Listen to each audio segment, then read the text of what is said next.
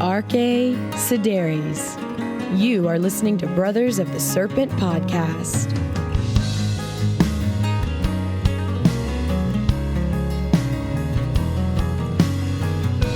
And I have a new microphone, ladies and gentlemen, boys and girls, angels and demons and monsters and serpents, and you are listening to Brothers of the Serpent podcast, coming to you not live through my new microphone from the 10 by 10 by 10 tangent cube of science, nestled amongst the dusty bones of an ancient seabed high atop the Edwards Plateau, deep in the heart of Texas. I'm Jelly. I still have the old microphone. I have this awesome new microphone. I'm going to be talking about it for the whole show. This microphone is awesome. I feel like a pro. I still feel like a scriptard.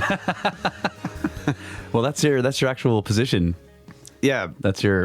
One of your many hats. Studio engineer and scriptard extraordinaire. That's right.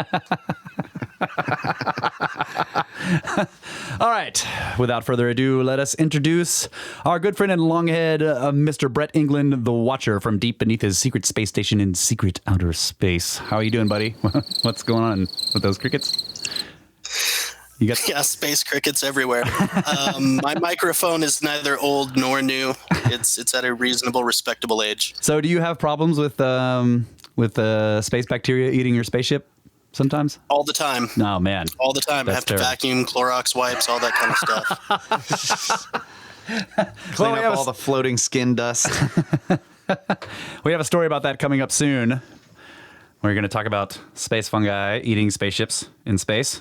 But first, we have space weather news from spaceweather.com. If I can pull it up here on my... Where is it? There it is. Spaceweather.com. Private moon landing tomorrow. When humans return to the moon, it might not be NASA sending them. While America's next moon rocket is billions of dollars over budget and years behind schedule, a small Israeli company is poised to touch down on the moon tomorrow. Their robot is named Bereshit and is scheduled to land on Mare Sereniatis, I think. The Sea of Serenity, on April 11th around 3 p.m. Eastern Time. The event will be live streamed by Space IL, the first private company to land on lunar soil. Robots now, human next. Stay tuned. Also, under the Aurora Oval, there are certain places in the world, special places where auroras appear even without geomagnetic storms. Tromsø in Norway is one of them. Ole Salomonsen was there last night when the sky filled with swirls of green, no geomagnetic storm required. There's an awesome picture of it right there. Wow. I'll put this in the show notes. Auroras were dancing over Tromsø almost immediately after the sun set. He said, in theory, it is strange to see such strong and vivid auroras when magnetograms are as silent as they are. This is the good thing about being located just below the Aurora Oval. The auroral oval is a donut of light around the North Pole, which never goes completely dark because it is excited by a stream of energetic particles raining down from space. The particles are guided there by the shape of our planet's magnetic field. Under the auroral oval, auroras wax and wane, but they never vanish for long, even when the geomagnetic activity is low. Except, of course, during summer. April is here, and now we have only a few hours of darkness each night, a window that is narrowing as summer approaches. In Tromsø, this week may be the last of the season with visible auroras. Man, that must be terrible. Almost no night for a long time. Yeah, and no auroras either. Well, I'm used to that. It's terrible, though. Yeah, I agree with that. Puerto Rican fireball.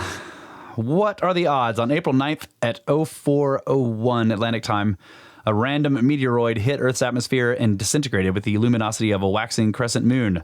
The impact, which could have happened anywhere, took place directly above a video camera in Cabo Rojo, Puerto Rico. This fireball streaked over the Caribbean Sea south of Cabo Rojo, says Frankie Lucena, who operates the camera. Also seen is the Lajas Aerostat, a tethered radar balloon, and Alpha Centauri. Lucena estimates the magnitude of the fireball as approximately -11. Using a computer model of Earth's meteoroid environment, Bill Cook of the Marshall Space Flight Center calculates that fireballs this bright come along once every 20 days or so. Rarely, however, are they witnessed. About 70% of all fireballs streak over uninhabited ocean, while half appear during the day, invisible in sunny skies. To catch one in the crosshairs of a meteor camera on a dark night is good luck indeed. Yeah. And there's a short video of it, which I will post in the show notes. Pretty cool. Yeah. I think I saw one another one recently that was like in the daytime, but it was like twilight. Siberia. It exploded. Yeah. That one came in over Siberia. That was like this last week or the week before. Yeah. Why Siberia? I don't know. It's a giant space magnet. All right. We have lots of listener communications here. So I'm going to pull up some of these. First, I want to read some of the comments we've gotten on our iTunes site here.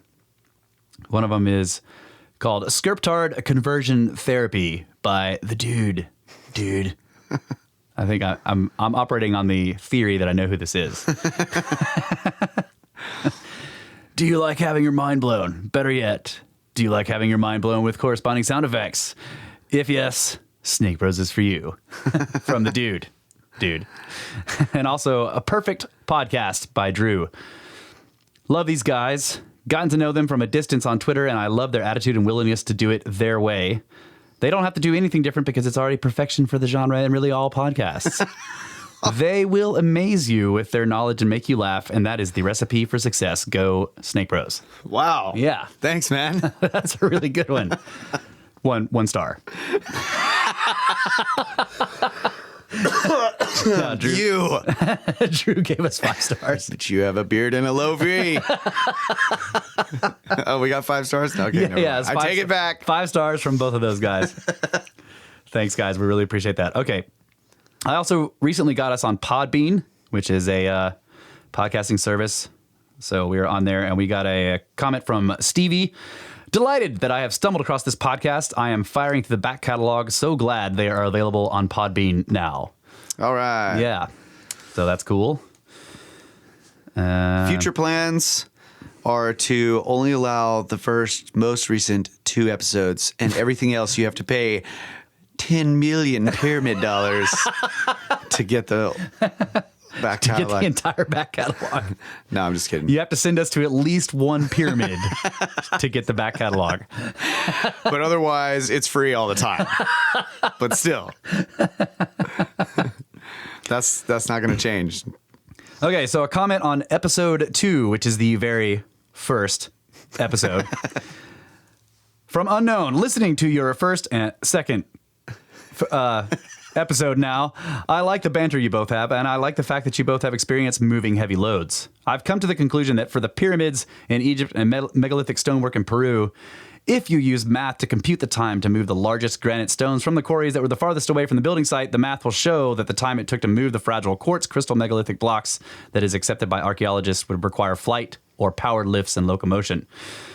I am basing my hypothesis on when LACMA in Los Angeles moved the granite block levitated mass from the quarry to the museum, how long it took the team using modern tech to move this block, which is way smaller than any of the trilithon stone blocks. Just now getting into y'all's podcast, looking forward to sharing my research of my hypothesis that the Caribbean plate is an impact crater. Have a great day, Huey. So this guy, we've seen him on Twitter. Oh, yeah. Caribbean plate guy. Yeah. Got some interesting stuff. We might want to talk to you on the podcast about that, because I'm not sure. I see the pictures you post, man, and they look interesting, but I don't understand what you're talking about. So maybe we want to get you on the podcast, and that would be cool. Thanks for the comment, though. That was really awesome. Doesn't mean you don't know what you're talking about. Right. It just means that I don't know what you're talking about. It's two totally different things. Also from episode 90 with Randall Carlson, also from Unknown. The sound and production quality of your podcast is outstanding. Other podcasts on similar topics can't hold a candle to your work. Thank you for the great podcasts. Man. Thank you, Unknown. Unknown. Thanks for that. Yeah, that's a good one for Kyle, because he does a lot of work on this, on the sound quality here. Let's see. Is that what all I got? Yeah, Russ is responsible for content. I'm responsible for quality. Just kidding. Oh, I do have some more. These are from Twitter PMs, though. These are pretty cool. Snake Bros! I made a huge mistake, though, before you get into that. Okay. The most recent episode that we uploaded, which was the Contact at the Cabin thing. Which was not really an episode, but yeah. Yeah. It was our Zoom conference. I went in to edit this 2-hour Zoom conference because there was a bunch of stuff in there that I was like, this is not really good show content. And I was trying to take it all out of there, but it was taking me forever. And so I hauled ass. And in so doing, I screwed something up really bad. Like I moved our mics, like everything that Russ and I were saying got slid over in compared to the track that was everybody else on the Zoom conference. So when I posted it, I'm sure a bunch of you listened to it, and we're basically talking over Randall Carlson, and then there's like long periods I think it was of like silence. 77 people downloaded it before we took it down and fixed it. Yeah, there were long So to those of silences you- yeah. where we were actually supposed to be talking in those long silences, and everybody in the conference is not talking. Then somebody comes to respond, and we start talking over them because they. Yeah. So sorry about that for all of you. Yeah, basically the audio of our microphones was out of sync with the audio of everybody else in the conference. And that was my fault, totally. And I pulled it down. Thank you, Laura, my wife, for discovering the flaw. Yeah, History Shift also pointed it out to me, but he was just like, yeah, this is, people are kind of talking over top of each other, and there's some awkward silences, and I'm like, yeah, that was the conference. Yeah, but that's true, but it was way worse. I made it way worse. We'd start laughing at, like, Randall would say something funny, but we'd start laughing before he even gets there. It's like, yeah, sorry about that for everybody who had to deal with that. But I fixed it. And so It's fixed. Yeah. So any of you, if any of you downloaded the original one and it was all Delete it. weird, delete it and re-download it and try listening to that. It's way better. All right. This is from Rabbit Hole Warrior. sweet. Snake Bros! So, strange thing happened. Just finished your 7th or 8th episode where you guys discuss phones in dreams. This morning, my girlfriend told me she had a dream she was trying to call me on a payphone but couldn't remember the last digits. I didn't tell her about the podcast episode until after she told me. So weird. That is really weird. Yeah. But it wasn't a cell phone, man. Right. I said, cool. So has she ever used or even seen her cell phone in a dream? And he goes, nope, she hasn't. I asked her after she told me. Just weird. It's payphones in dreams when they are extinct objects for the most part. That's crazy. And then he says, yet I have dreams of seeing UFOs in the skies and pointing to them and saying, hey, look, and of driving and flying, but not of personal technology. And then we had a long conversation going back and forth, and where I complained about being lost in my dreams. I said, let's see.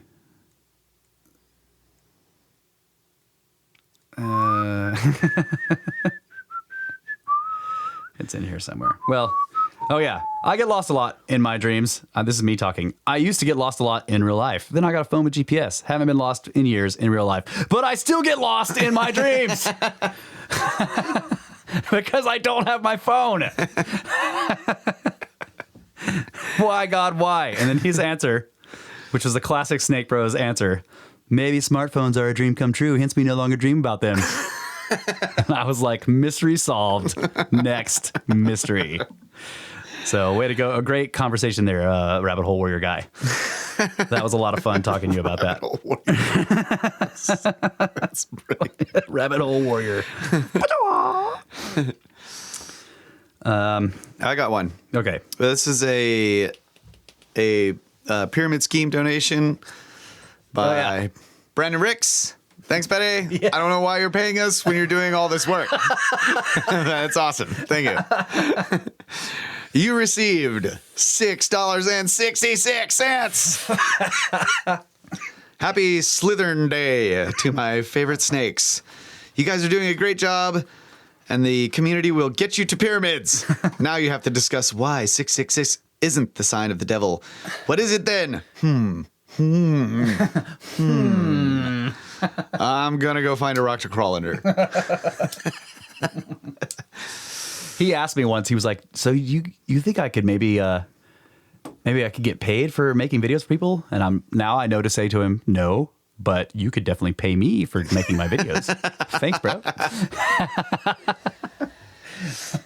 So, 666, I learned about from Randall Carlson.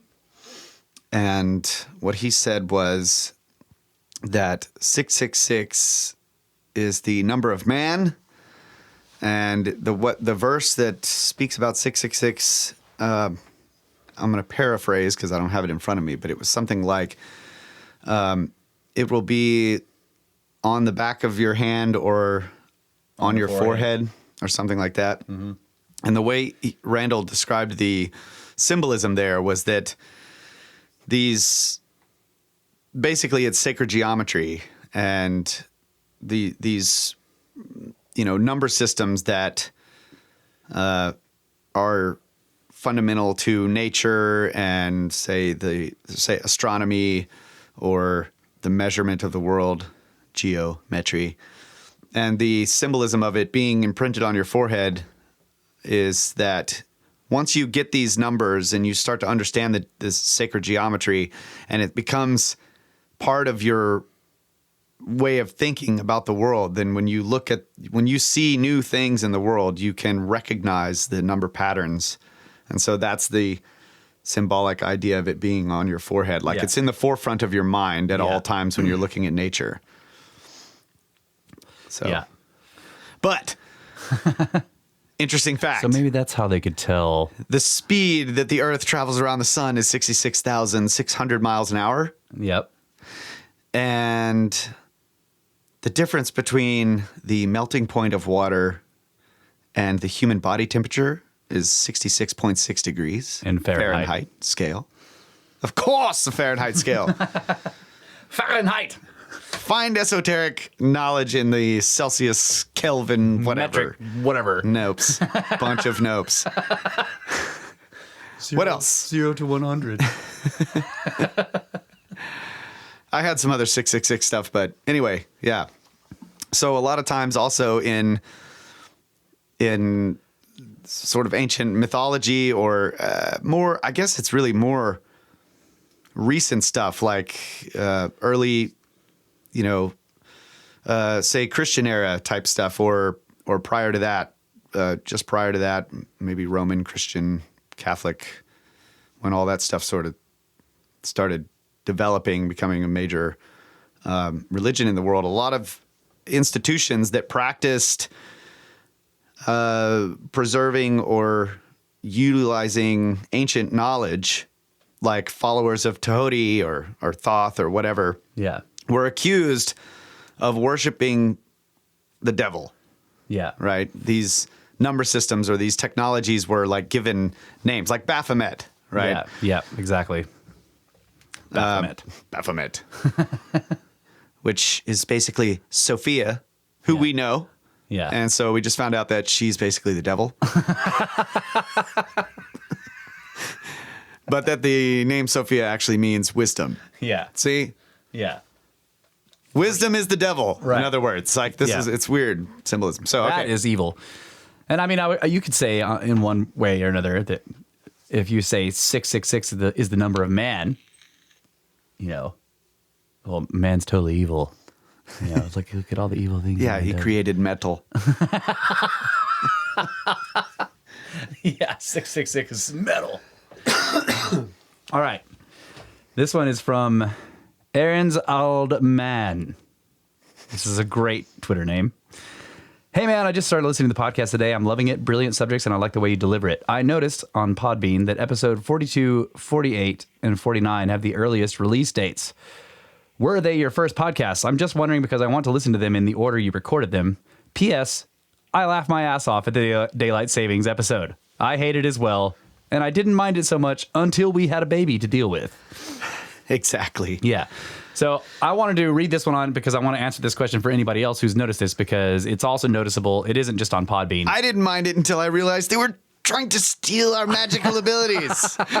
Yes. I'm talking about the chronology of the posting of the podcast. Yeah, I know. I was just still stuck on that. You're just an hour behind me, bro. So 42, the reason 42, 48, and 49 have the earliest quote unquote release dates is not because they were the first podcast recorded. It has to do with when I started to use a podcast tracking service. So I tested it out on the NSA. I tested it out on those episodes, right? On episode 42, 48, and 49. And then when I figured out that I wanted to use it for all of them, I had to go back retroactively and change the link for every single podcast that we had posted all the way up until the most recent one, which at that point was like in the 60s or something like that. So when I changed all those links, it changed the dates of their posting. And I didn't have to change episode 42, 48, and whatever. Yeah. So they appear to be the earliest ones, but that's not actually true. It just has to do with the way that the feed sees the posting date because of the edits I did to the links. So yeah, so that should never happen. Yeah. Because this is a continuing conversation. right. So we will always number the episodes in order of the conversation we're having. The numerical order is the correct chronological order, basically, is what the answer to that is. Just in case anybody noticed those dates, because I have had some other questions about that. So, Cool. yep. And I think that's it for the user comments that I've got. Thanks, everybody. Yeah. Thank you guys so much. I love feedback, especially when it's awesome. Except when Ty's doing it. It's bad.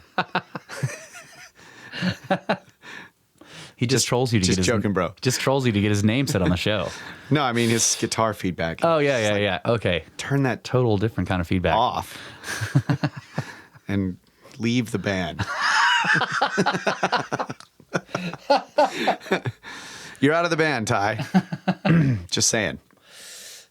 I just figured I'd tell you out in the open, Yeah. in public, In front of all of our in listeners. front of everyone. And now it's freaking. Go ahead, drop kick that cymbal and get out of here. That's right. This is a settled firing. You're fired and it's settled. Can't argue with it. That's right. But if you form a new band, I want to play bass.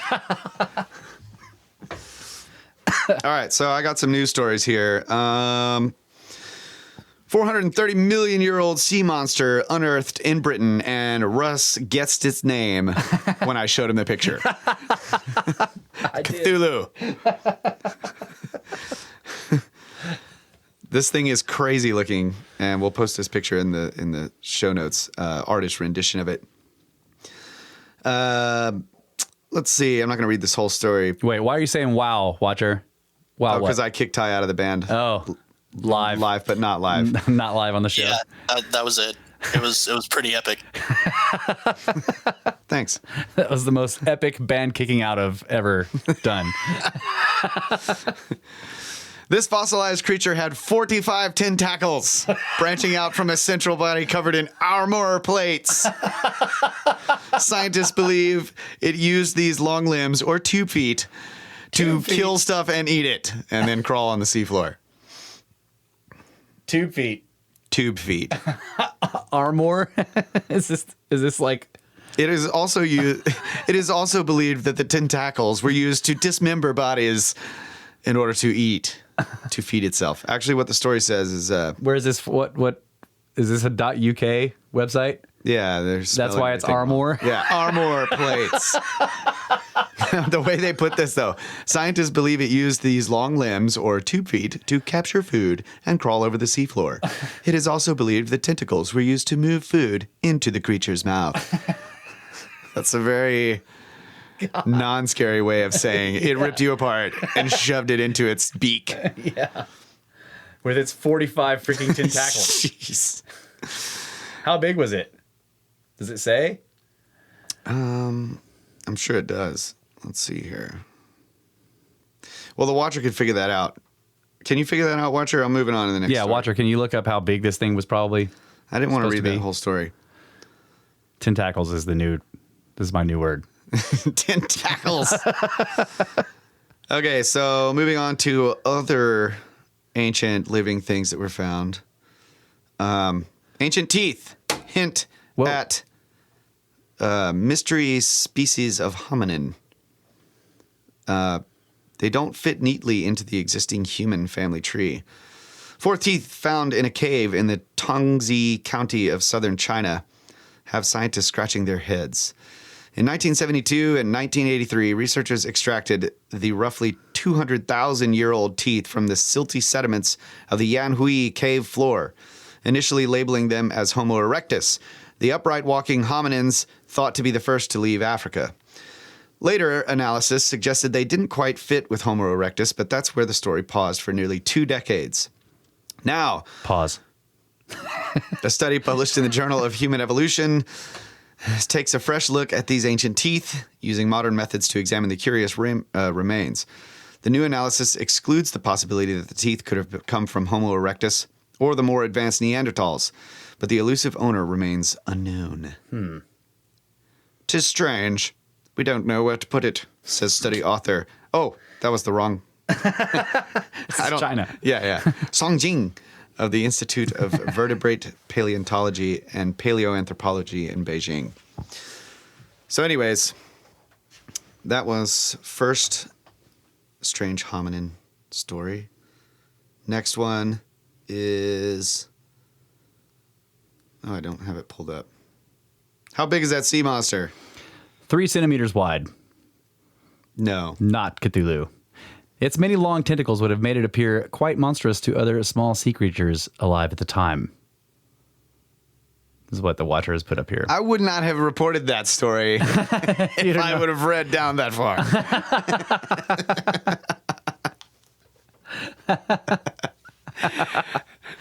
Basically, it's a giant diatom. Yeah. It's an urchin. Oh, I know where this story is. It was the Wall Street Journal, so I couldn't actually bookmark it. Yeah. It was in my... Thanks, WSJ. Yeah. Appreciate that. Just give me the whole story. I'm not going to pay for it. Evolution... So I didn't even actually save the... I didn't save the headline of the story. That's all right.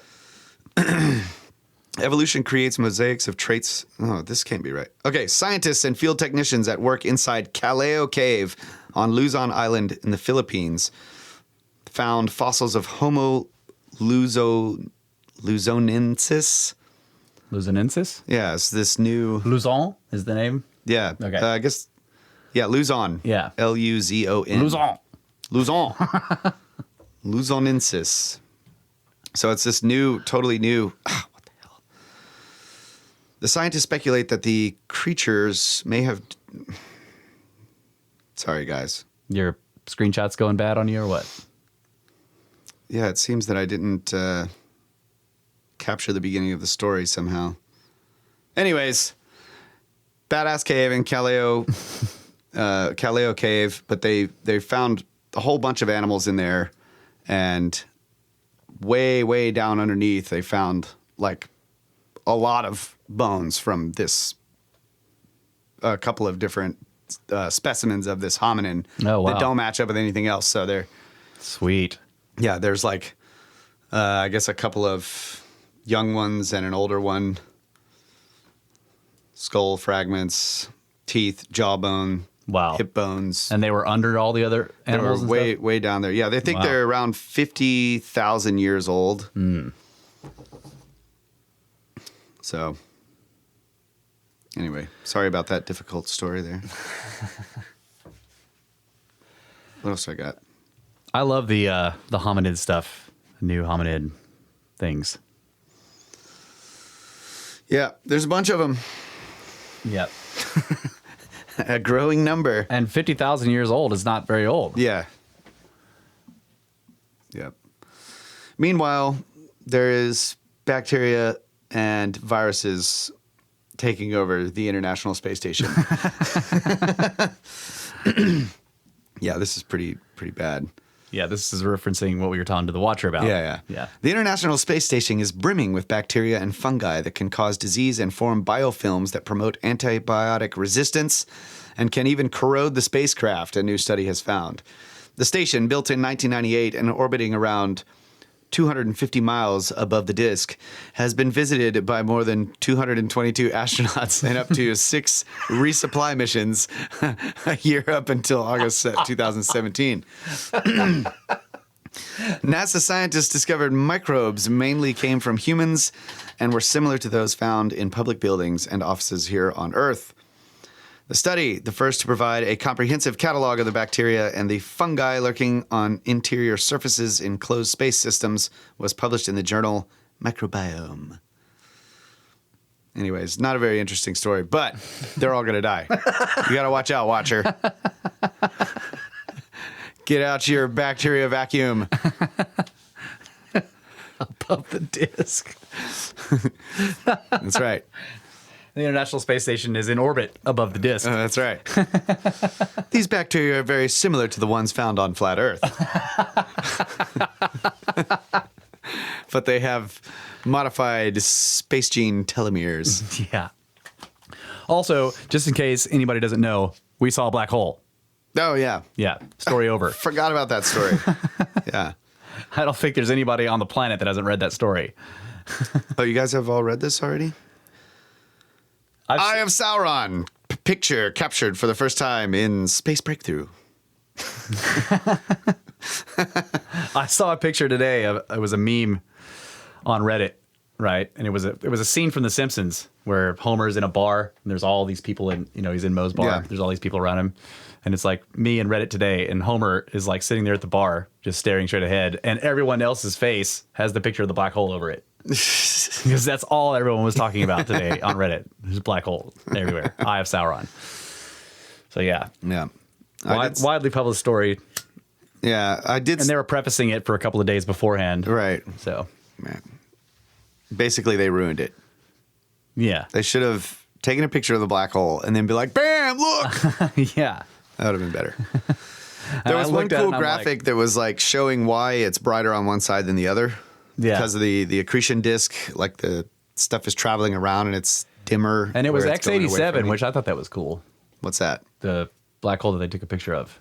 It's like 8 billion solar masses or something like that. Oh my gosh. Yeah. It's one of the closest supermassive black holes to us, as far as I know.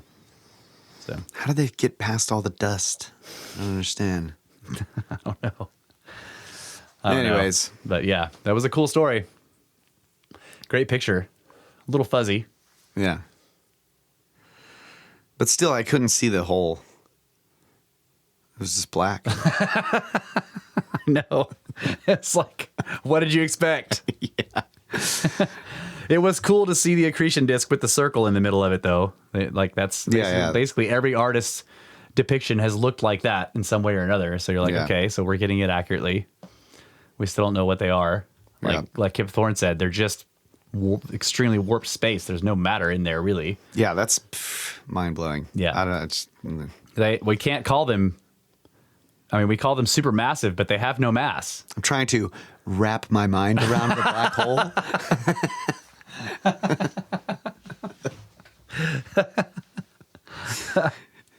All right. We're going to take a break and come back for the main topic of the show. What's next?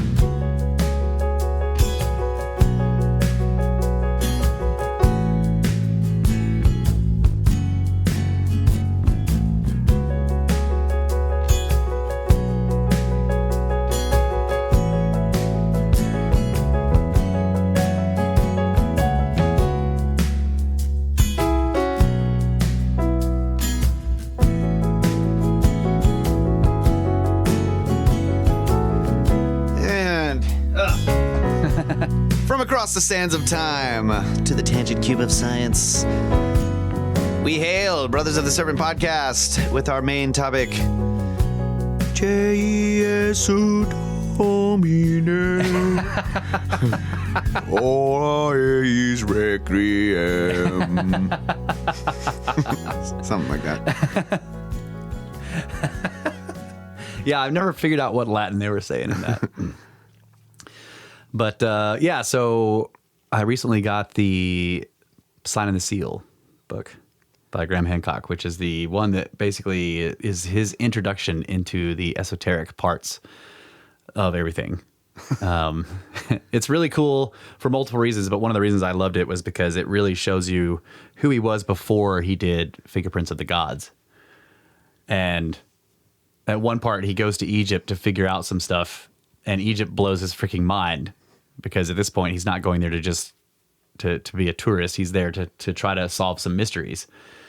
Yeah. And being in that mindset makes him start looking at things and starts researching stuff. And he's like, wait a minute, this is all wrong. All this stuff is wrong. And it just changes him forever. Yeah. And the way he deep dives into a topic is just insane. Yeah. Like the amount of reference material that he goes through. Yeah. and the money that he pays to people to get things done. He complains about that in the book too. $50 an hour. This is going to take me 2.5 hours to get there, and then we're going to be there for 3 hours, and then we're going to go for another hour and a half to get this next time. Oh my God! I have to do it. I've got to go. And then he gets there, and they're wanting money, right? And people are making him pay money to get the information out of him.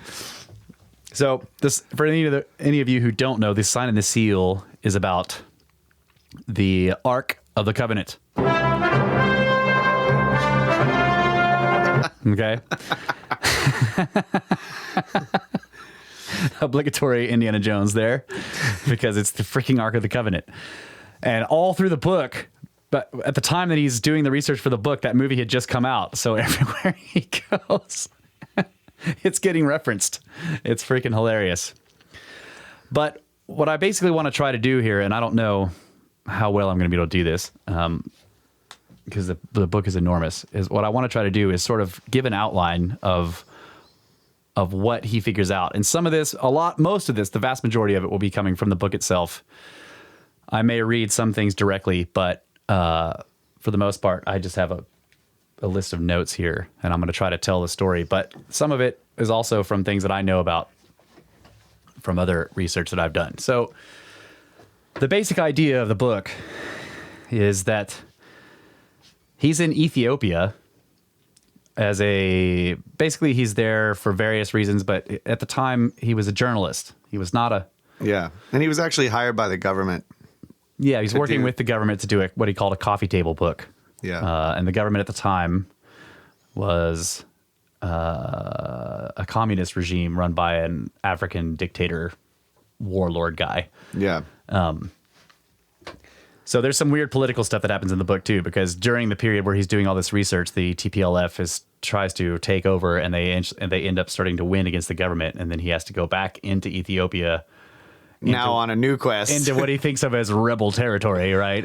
But he meets the rebels, and they're awesome. And anyway, the point is that while he's in Ethiopia, going around, and he's basically going to multiple ancient sites, and he's doing a coffee table book on the heritage of Ethiopia and the ancient sites, and while he's there, he discovers that there is a very strange group of black Jews that live there called the Falashas. And this is really strange to him. He's like, wait a minute. Okay. And as he's going through the research, he discovers that they're practicing in a very ancient version of Judaism. Yeah. It's really old. And he eventually has to do a deep dive into figuring out, because he wants to find out how old is this exactly? How old is, in other words, it took a while for the state of Israel to grant them the right of return, or whatever, under the law of return, because it wasn't clear that they were actually Orthodox Jews, because they're so different from what the Jewish faith is today. All this stuff that the rabbis have all these rules that people follow today that are post temple period, that have changed a lot of things. Like basically the Jewish world went through a massive revolution from the first to second and then post temple period. A whole lot of things changed. And what becomes clear to Graham Hancock pretty soon after doing a whole hell of a lot of research, is that the Falashas of Ethiopia, these black Jews there, are practicing a type of Judaism that is, it's from the first temple period at minimum, which puts it between 900 and 500 BC or so. They are basically still practicing blood sacrifice on stone altars, which is a very ancient tradition that was stopped. It's like Old Testament tradition. Yeah, it's Old Testament. Yeah. So it was basically stopped because of various things that happened with the temple being destroyed, and then it was rebuilt, and then it was destroyed again, right? But while he's there researching this, there's also a whole bunch of Christians in Ethiopia that are an interesting version of Christianity as well. But he goes to this, let's see, what is it called? It is called, it's the Church of St. Mary. in Aksum, I believe. But there is a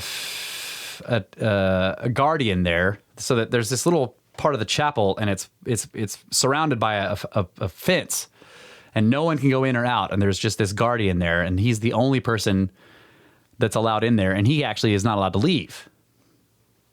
Right, and he claims to be the guardian of the Ark of the Covenant of the Lord, right? And so Graham is like, okay, wait a minute, you're talking about like from Indiana Jones, right? Like you're talking about that Ark? Is that really what you're talking about? And it's hard to get the guy to talk to him because there's all these. It's weird. The Christians have the Ark. But there are these very ancient Jews there too, and he's like, "Wait a minute! Like, how do the Christians have it?" Right? So there's it. He gets interested in that enough to ask questions, and the guy basically says, "Yes, it's really the Ark of the Covenant." And the dude has like cataracts over his eyes, and Graham Hancock asks him like, you know, why are you like that? And the guy's like, "The Ark is a thing of fire." Yeah. You know, it is a powerful thing. And he spends most of his time surrounding it in smoke of frankincense because that supposedly dampens its ability to do harmful things. And he also tells the guy, like, so he starts to look at these. There's a book of legends from Ethiopia called the Kebra Nagast. And it basically tells this story. This is the first thing that he found out. There's this story of how the Ark ends up in Ethiopia. And the story basically goes, and I think we've talked about this on the podcast before, but the story basically goes that when Solomon was king in Israel, which is around 900 BC, okay, the queen of Sheba learns about him, about this awesome, like most wise man in the world, king in Israel, and she decides she's got to go visit him. So she packs up a huge caravan, fills it with treasure, gold, and everything from her kingdom. And they travel to Israel, and she meets with the king, and they conceive a child together. And when she finds out that she's pregnant, she leaves, which is an interesting thing. She bails and goes back to Ethiopia about when she's like 12 weeks pregnant or something like that. And she bears a son who is called Menelik, which means son of the wise man. In their ancient language. Okay. So the story goes in the Kebra Nagast that when Menelik reached the age of manhood, between 18 and 20 or so, he's like, I gotta go meet my dad, right? She's like, yeah, your dad's really awesome. He's really smart. So he's like, I gotta go meet him. So he travels to Jerusalem. And the story goes that he comes into Solomon's court and he's instantly recognized as they could just tell, you know, he's got Solomon's nose or something like that. Yeah. Everybody could tell that he was the son of Solomon. And Solomon thought he was great. He was also pied. Yeah, well, that's in Parzival. Oh, okay. Yeah. That's not in the Kebra Nagast, but you're right. There is a story about that. So Solomon likes him so much, and so him and Menelik hang out, and Solomon's teaching him everything, shows him his library, shows him all this stuff or whatever, and shows him such favor, according to the Kebra Nagast legend, shows him such favor that the other patriarchs of Israel got upset, and they demanded that he be sent back. Right, you're showing him too much favor, and Solomon, being being who he is, remember this is the guy that was like, oh yeah, you both want the same baby, we'll cut it in half and give right. This is the same guy. He's like, oh okay, I need to send him home, sure, but as traveling companions, we'll send all of your firstborn sons home with him. And they actually agree to this, yes. So Menelik returns to Ethiopia, to his mother's kingdom, wherever that may be. That the idea from the Kebra Nagast is it's Ethiopia. Returns with a huge contingent of the firstborn sons of the patriarchs of Israel, which all of them would be, you know, priests and steeped in their traditions and having learned all their esoteric lore. And a couple of them, not Menelik himself, but a couple of them conspire to swipe the ark from the Holy of Holies in Solomon's temple before they leave. And they don't actually tell Menelik about this until they're long on their way. And he's like, what the fuck? And he thinks about it for a while and realizes, well, you know, the ark is a thing of God, and if God didn't want to be here, it wouldn't be here, so it must need to be here. So he accepts it. Okay. So that's the story of the Kebra Nagast. They bring it, and then they bring it back he brings it back to his mother, and he rules as emperor in Ethiopia or whatever, and they have the Ark of the Covenant from then on. And that's the story of the Kebra Nagast, basically. And that's in a very small nutshell. But Graham Hancock looks into that, and he's like, okay, that's an interesting legend. But there's all these scholars, of course, that he starts researching all these scholars looking into it, and they all think it's crap.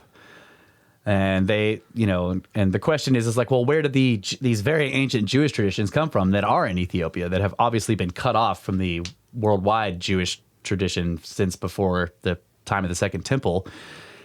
And they had this idea that it was Jewish merchants that came down through some other route. I can't remember what it was.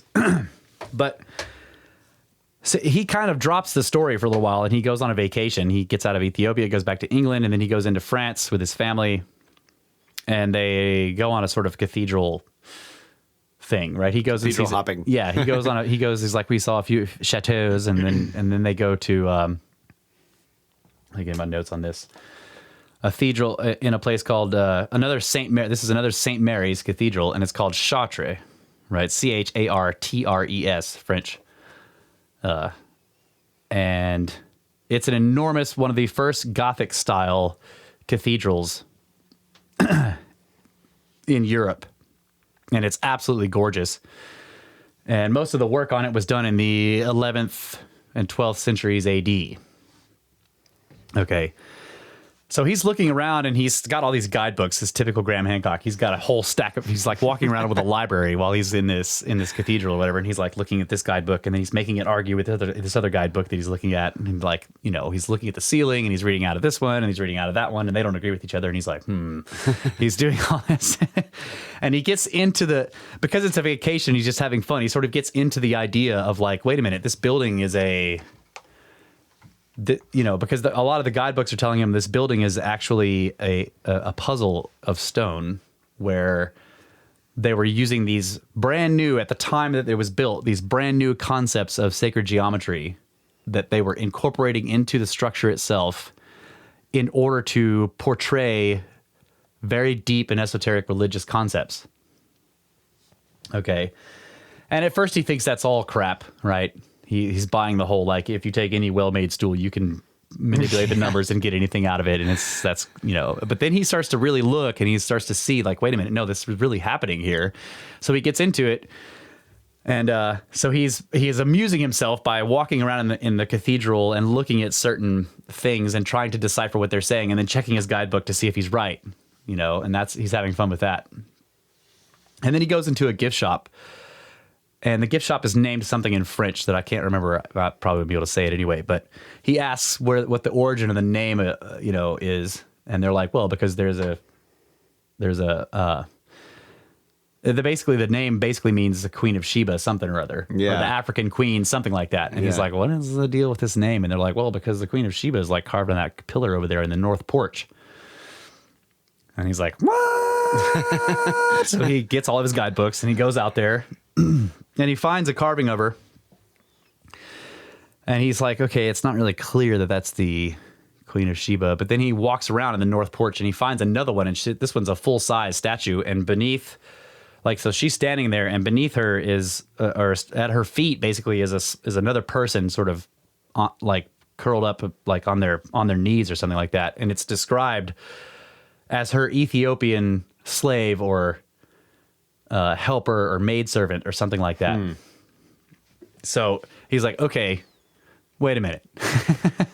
Why is an Ethiopian African Queen of Sheba in this Christian church that was built in the 11th and 12th century AD?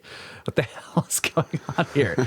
And of course he's thinking of the Kebra Nagast in his story, because nearby where she is Melchizedek, which is this crazy, weird, ancient biblical patriarch, very, very ancient, pre-Abraham kind of guy. And he's holding this cup that has a rock in it, a stone. And he's like, what is that? So he's looking through his guidebooks, and they're calling it the Grail. Yeah, the Grail stone. Yeah. He's got the Grail stone, and he's like, "What is the Grail stone?" And and he's like this flowing beard or whatever, and he's clearly in this triptych with the Queen of Sheba, and then there's Melchizedek with the Grail, right? And then on this other pillar, he finds a depiction of an ox cart with a chest in it that has handles coming off of it and little angels on the top of it, and he's like, "That's the fucking Ark of the Covenant." Right, so he's and beneath it is I want to read this. There is a Latin inscription beneath that carving of the ark, and it's labeled Arca Sideris, right? Which obviously Arca is ark, but then he goes and he tries to get this.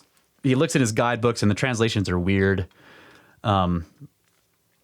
So he goes to a guy who specializes in Latin, and he talks about, he's like, he's terrible at linguistics. He's awful at it. Graham Hancock is, he was like, I was obliged by my schoolmasters when I was 12 years old to drop Latin because I was so terrible at it. Right. So he goes to this guy who sort of specializes in it. And the guy says that Sideris could either be a corruption of the word foderis, which would mean basically covenant. So Arca Sideris could mean Ark of the Covenant, which is pretty clear. But he also says that Sideris may actually be a strange, sort of non-standard conjugation of the verb sider, which means to yield, give up, or send away. Oh, man. Right. So the ark that you yield or give up or send away. Yeah. So when you have, now you're thinking the Kebra Nagast that has this story of the Queen of Sheba going to and having a son with Solomon, who goes up there and then steals the ark basically from Jerusalem. And then you have her depicted in Chartres Cathedral. Wait a minute. What? There's another way to translate that whole story in the... Which one? In the Kebra Nagast? Yeah. Because you were telling me that Mary, Yes. Mother of God, Right. is also the Ark. Right. She's called the Living Ark. And Right. Graham Hancock finds this out too by speaking to an old nun. Yeah. Yeah. And she's like, we consider Mary to be the living ark, the new one. So you had the old ark of the covenant between the people and God, and it held the stones upon which were written the law. So, Right. So the legend says. By the finger of God. Right. And it's interesting because he points this out that a whole bunch of biblical scholars have said, this is a strange thing because, and this is sort of a tangent, but like stones with the law written on them are usually meant to be displayed in public. Right? Why are you hiding it in a chest? That's a little bit strange thing to do with a stone with common law written on it. Right. Right. It's a little weird. No, I was thinking it was the laws of physics. I mean, it is the law. Yeah. It's like this is the way things work, right? These are powers. Right. The powers. But it's commonly considered to be the 10 Commandments, which are not physical laws, but are social ones. Yeah, I know, but you know me. But now, yeah. It's just the Okay, so the other analogy to the saying, the motif or whatever, is that, or actually, the Queen of Sheba herself is the analogy to taking the Ark of the Covenant from the Holy of Holies. Yeah. So she becomes the Ark, and the Covenant is the son that Solomon gives her, and then she leaves, right? Like, she Very finds out interesting. she's pregnant, and then she goes back to Ethiopia with the Ark. Right. Like, she is the Ark. So, in other words, that whole story... So what really happens... multi-layered. Yeah, it's like... Yeah, it's multi-layered. Yeah, so I've been thinking about that for this whole, because like we did a whole Grail show, right? A while back. The whole thing with Randall Carlson's entire Grail epic series of articles that he wrote, which basically shows you, and he goes through Parzival, which we're going to go through here too, some for this. Because Graham basically goes and reads the Grail analogy and sees it as an analogy for the Ark. Okay. But I don't see why it can't be both. And it'll become clear why I've been thinking this. I've gone through this book multiple times now, and like this last time I've gone through it, I started to because I was trying to reconcile. Like, no, I really think Randall Carlson's pretty spot on with all his Grail research. Yeah, but you know how the symbolism is so It's purposefully It multiple. means, it's like the dragon means all kinds of different things. Yes. So the Grail is, the chalice. It's a container. Yeah. The Ark is a container. And both of them have something related to the powers of God or whatever in them. Right. They're carried in them, and they're supposedly powerful, and they're sacred. Yes. Whatever that, Yeah, I agree. That's what I came to the conclusion of. I'm like, it means both. Yeah. That there and it actually became clear to me, not clear, but I started to think that like it actually makes sense why this, because the Grail allegory just shows up right around the same time as this porch was built. Oh, on that cathedral. Yeah. Okay. All of this stuff is coincidental in the time period of when the Gothic architecture suddenly just appears, like that. What Randall Carlson talks about, the high Middle Ages, when all these cathedrals started going up all over the country or all over Europe. Yeah. And that's sort of not explained. No one understands where did the where did the workforce, the and the trained technology workforce and the understanding to do all these things, where it just comes out of nowhere and just explodes all over Europe. And this is the first one, Chartres. Okay. And the first Grail story, Parzival, was written by a guy, Wolfram von Essenbach. Okay. Something von something.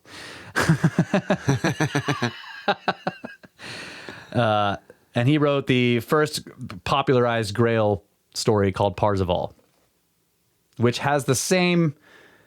There's actually a lot of interesting research that has gone in to say that he must have known about the Kebra Nagast because of the similarities in his Parzival Grail story with the whole Queen of Sheba, Solomon, Menelik thing, right? That's where the pied son comes from, that he was multicolored because he was born of a white father and a black mother who loved each other. It's kind of, like a trend or a type of a way to tell a story, like in these old times where you have a group of people that all understand this knowledge and they agree, let's all write a story about it. Yeah. And so each one of them writes one, and they're all slightly different, but they're telling the same story. They're telling the same story. So, of course, Graham is like, who built this freaking cathedral? Right? And it was built by the Templars. So, then he starts researching Templars. So, the Templars initially started as 9 French noblemen. They went to Jerusalem in 1119 AD, about 20 years or so after the Crusades and everything was going on. So the Crusades happen. There's an enormous group of basically militant Christian knights called the Knights of St. John that are already an order of the church that had thousands of members, and they went in there and they were actually doing all the fighting. These 9 French guys start up the Templar, and they go to Jerusalem, and they claim their claim that there is what they're going to be doing is protecting pilgrims on the road to Jerusalem, right? Yeah. But there's only 9 of them, and once they get there, they acquire. They pitch the idea. Right? Yeah, they sort of pitch the idea to a guy who has set up a king who has set up his. He's basically set up his base of operations inside a big mosque that's near the Temple Mount, which is where the ruins of the Temple of Solomon are. So they go to that king and they're like, "Yeah, can we borrow some of this mosque? We're going to be protecting people on the road to Jerusalem." And he's like, "Sure." And he gives them a whole bunch of it, and they go in there and they basically lock all the doors and never leave. They don't let anybody else come in. And they spend 7 years there doing who knows what. But the idea... just those 9 guys? I thought they started, taking members on. That was later. Oh, okay. No, it was very, very secret at first. That's crazy. Yeah. The 9 unknown men. Yeah. The 2 main ones were, let's see, Hugues de Payon and Godfrey de Saint-Omer. Those are the 2 main noble guys. And they all happened to be from the same place in France, Champagne, right?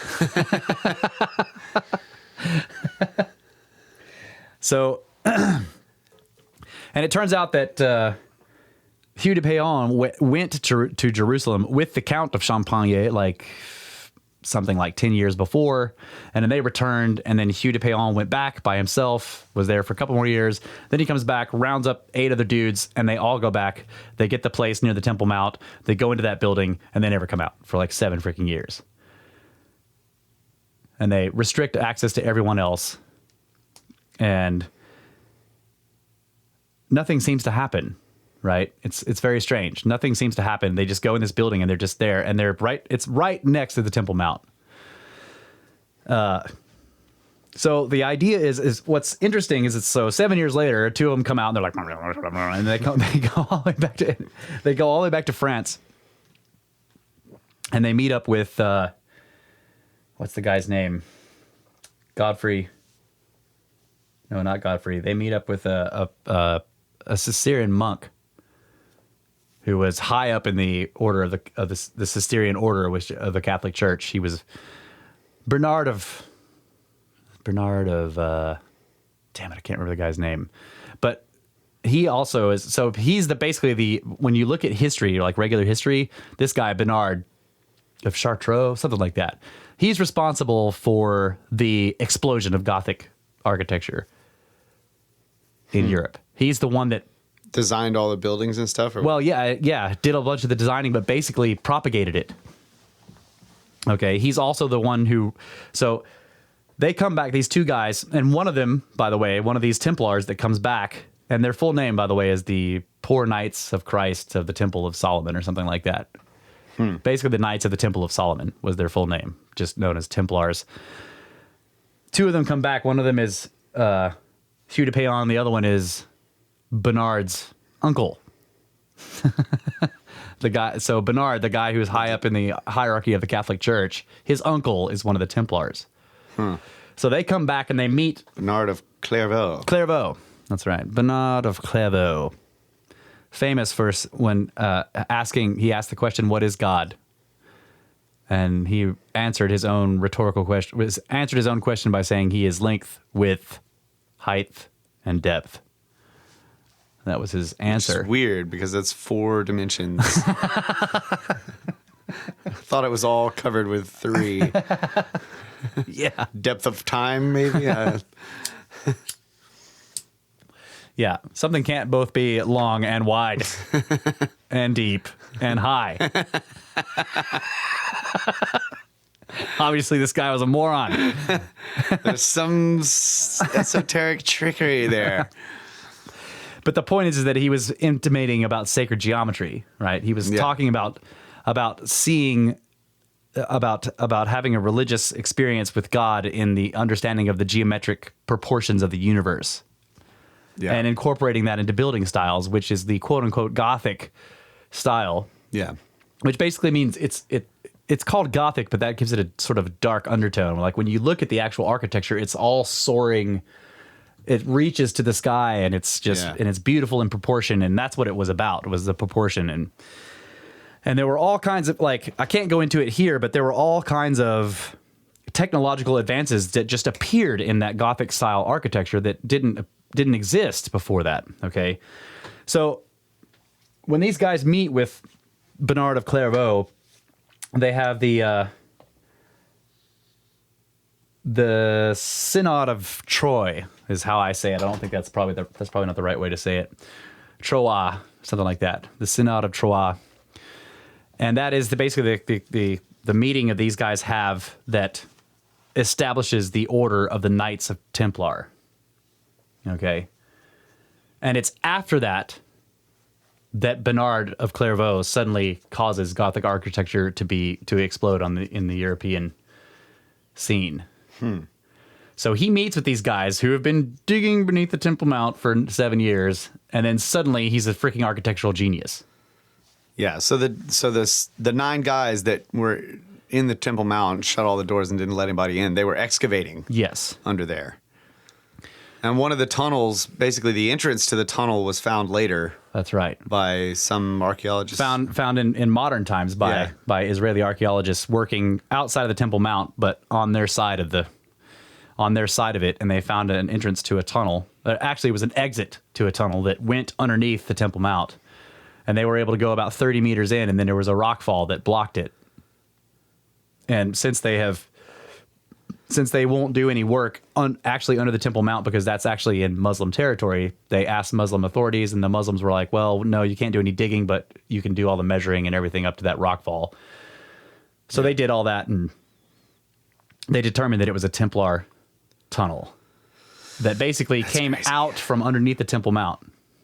And so they did all the measuring and stuff like that, and then they blocked it up with stones to block that tunnel. But yeah, so it has been confirmed that the Templars were excavating beneath the Temple Mount, and they were looking for something. And it's pretty obvious that they were looking for the Ark of the Covenant. Yeah. But they didn't find it. And we can talk about that when we come back.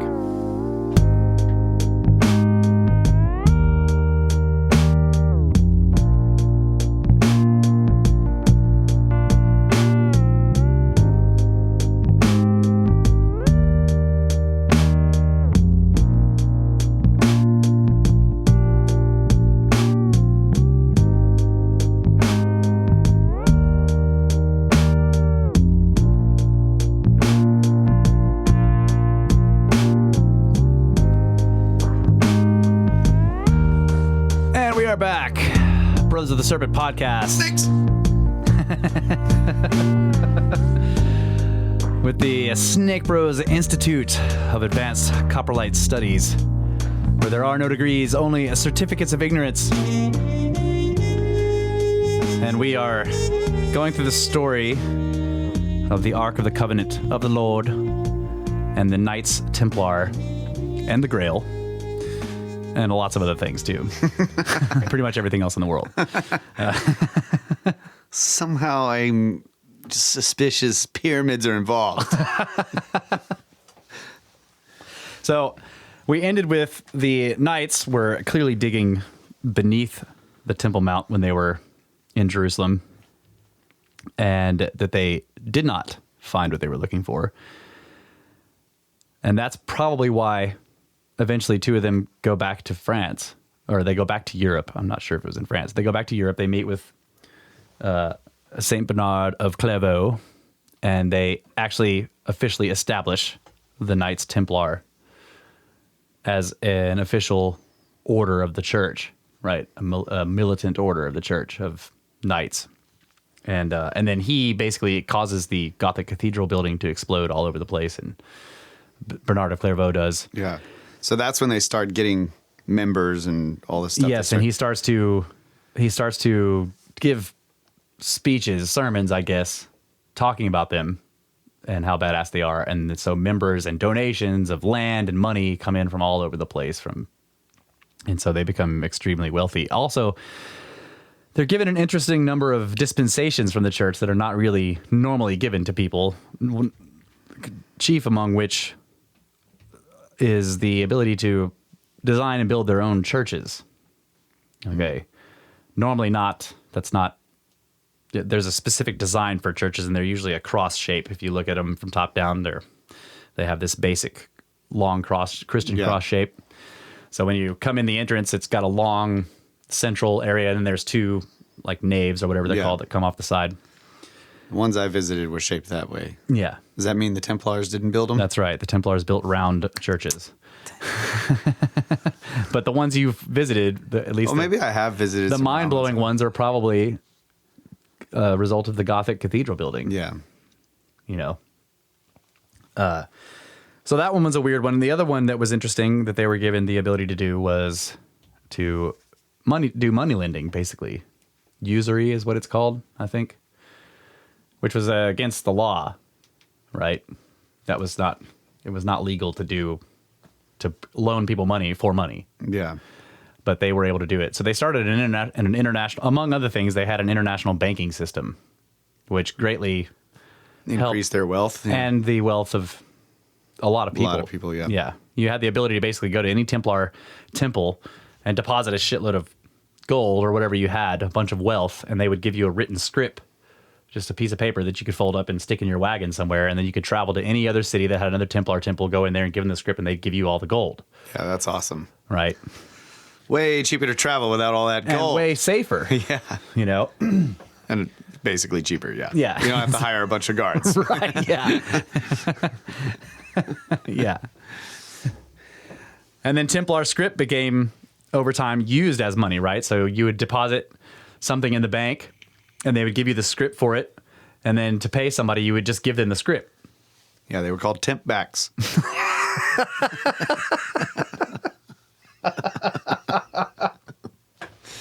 False, but funny. They should have been called that. So I ended Send us straight to pyramids with temp backs. Yeah. So we ended the last segment by saying that they dug beneath the temple, but they didn't find what they were looking for. So why do we think that? Well,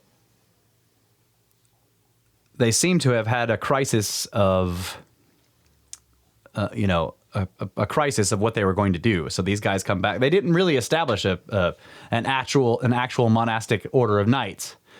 They just were a band of guys, and they went to Jerusalem and they dug. And you would expect it if they had found something like the Ark of the Covenant, they would have come back in triumph or whatever. You know, who knows what they might have done if they actually would have found it. But they didn't. But they found something.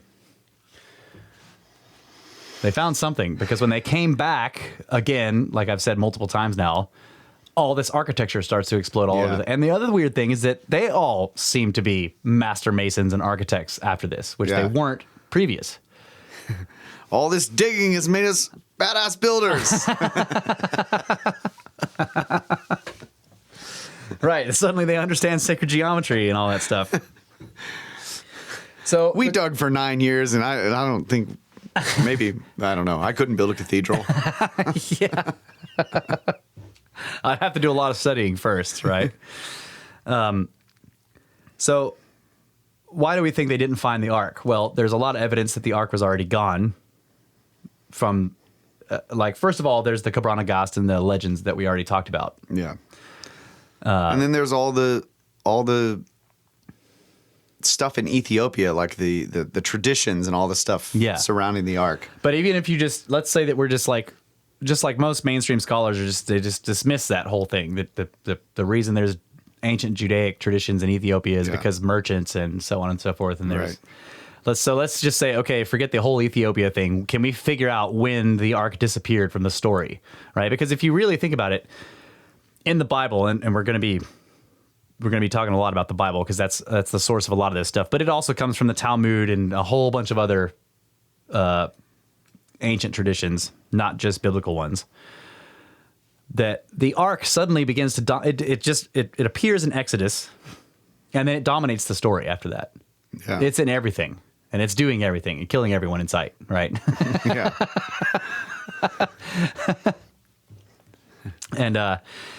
And then once it gets so the story is very fascinating to me because of Moses in Egypt, right? And Graham goes through this whole thing too. So like basically what Graham does eventually is he's like, wait a minute, what exactly is the Ark in the first place? It's a glorified fishing lure.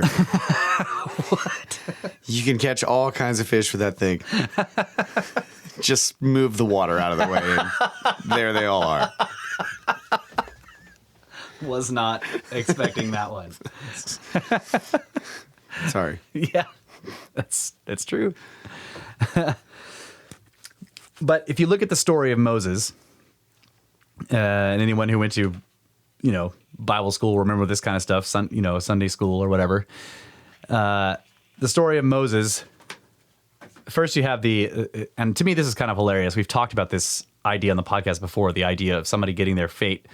Somebody has their future read to them and then they're like, no, and they try to stop it and that causes it to happen. Yeah. Right. That's exactly what happens to the Egyptian Pharaoh in the story of Moses. His wizard seer guy comes up and gives him this prophecy that one son shall arise from these slaves that they have, these Hebrew slaves or whatever, that will kick his ass. And he's like, kill every single one of them, right? Kill all their male children sons, or whatever. And that results in Moses's parents putting him in the little reed basket with pitch and setting him adrift on the River Nile, where he drifts along and then is picked up by the Pharaoh's daughter and raised as a prince in the Pharaoh's own house. Yeah. Where he's taught all of their esoteric. And you would think that they would connect the dots. Like there's a little male baby in this basket. It must be one of the children of, Yeah. you know. But The of course, idea- the princess is like, no, it's cute. Yeah. And who knows how many daughters the Pharaoh has. Yeah. You know, they had That's a good point. They had hundreds of wives, so Yeah. they had innumerable daughters, right? So they had innumerable grandsons or whatever. So he was just another boy being raised in their household, and he was just really good at what he did. Since he was being raised in the Egyptian mystery schools, he was being sent to learn their deepest, most secret and treasured and sacred and esoteric traditions, and he was really good at it. And for a while, he was actually considered to be an heir to the throne. Yeah. You know, all the stories coming true, basically, because the Pharaoh's like, kill them all, right? Basically. And it's also interesting, too, that that whole story of the floating of the baby in the basket saved is from water, is really similar to a lot of other ancient stories. Very ancient stories. And it's like even like Osiris himself in the Egyptian tradition is put in the coffer and floated out into the... Right. The saved from water theme is all throughout ancient traditions. The hero saved from water, basically. And Graham talks about that, quote unquote, saved from water. So who knows how much of that is esoteric or if the story is true or whatever. The point is that Moses comes away from all this. Eventually he has to leave because there's something that goes wrong where he finds out that, you know, he's in school somewhere and he hears that his people, quote unquote, his people are being mistreated. And it's not clear how he learned that his people were not the Pharaoh's people. But obviously he seems to know. And so then he goes to see for himself, and then he sees them beating somebody or whatever, and he kills that guy who's beating them, and then he has to flee because he's afraid that he'll... Yeah. So he's like, Shah! Kills the guy, and then he just runs into the desert, and he's gone for 40 freaking years. That's when he encounters the infamous burning bush. And Graham points out a lot of interesting stuff in that. How being a sorcerer, you know, who like he would have grown up in tradition of summoning, you know, like divination and all that kind of stuff is, and you know, pardon me if any of you out there who actually practice magic, and forgive me for not knowing what the hell I'm talking about, but dealing with spirits is a big part of being a powerful sorcerer magician guy, right? And one of the most ancient ways of and known ways of dealing with these things is learning their quote unquote true name. Yeah. Because that gives you power to use their power whether they want you to or not. Once you know their true name, you can call on their true name, and then that somehow makes you a channel of their power, and then you can direct it however you want. Well, all of that stuff comes from Solomon. Right.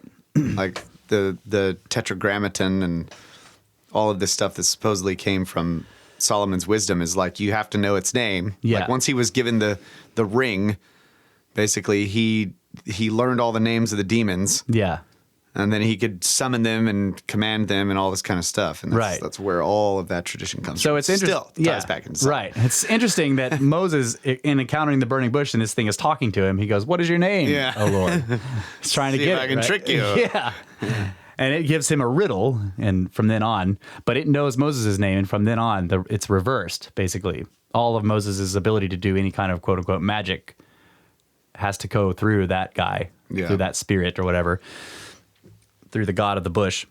And it's interesting that the answer that he gives him is, I am what I am, or I am that I am. Yeah, that's the tetragrammaton. Yeah, the eternal mystery. Yeah, the name of God. Those words translated to Yahweh. Simply, to the alphabet or whatever. What the heck's the name of the alphabet? Hebrew alphabet? Yeah, the Hebrew alphabet is YHWH. Yeah. And then you just add random vowels in there. Yeah. But the convention is Yahweh. You add an A and an O. Yeah. And Or A and an E. Another translation of that is Jehovah. Right. Yeah, that's a King James corruption or something like that I think they were saying, biblical scholars are saying. But anyway, the point is that there are clues throughout the biblical story of Moses that he was a sorcerer or a magician of the highest order. And he tries to gain control over the situation where he's dealing with the burning bush, and he doesn't get it. The thing doesn't fall for it. But anyway, it's really cool how he goes into all the stuff that Moses does when he goes back to try to get the Hebrews out of Egypt. All the things that happen, the whole throwing down of the staff, a lot of them, like for the first 4 or 5 quote unquote plagues that Moses brings upon Egypt, Pharaoh's unimpressed. You know? He's like, meh, because his guys can do it too. Yeah. And the first thing happens, they go there, Aaron throws his rod down, it turns into a snake, and Pharaoh's like, big deal, guys. Calls up his dudes, and they throw their staffs down, and they all turn into snakes, but then Aaron eats theirs, right? I've always thought of that as an esoteric reference to a debate. They all throw down their arguments, and his just totally destroys all their arguments. He destroys their arguments, and they learn that he's actually a part of their order, but higher than they are in their order. And then they turn to Pharaoh, and they say, sorry. Yeah, because the serpent is the symbol of knowledge. Symbol of knowledge, yeah. So they turn to Pharaoh, and they're like, sorry, guy, we can't actually help you with this dude because we just found out that he's actually above us in our own order.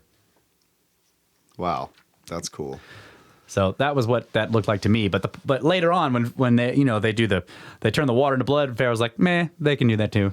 And then there's the flies or what. It gets up to a point, and Pharaoh's like, okay, maybe they can't do that. I've never seen that before.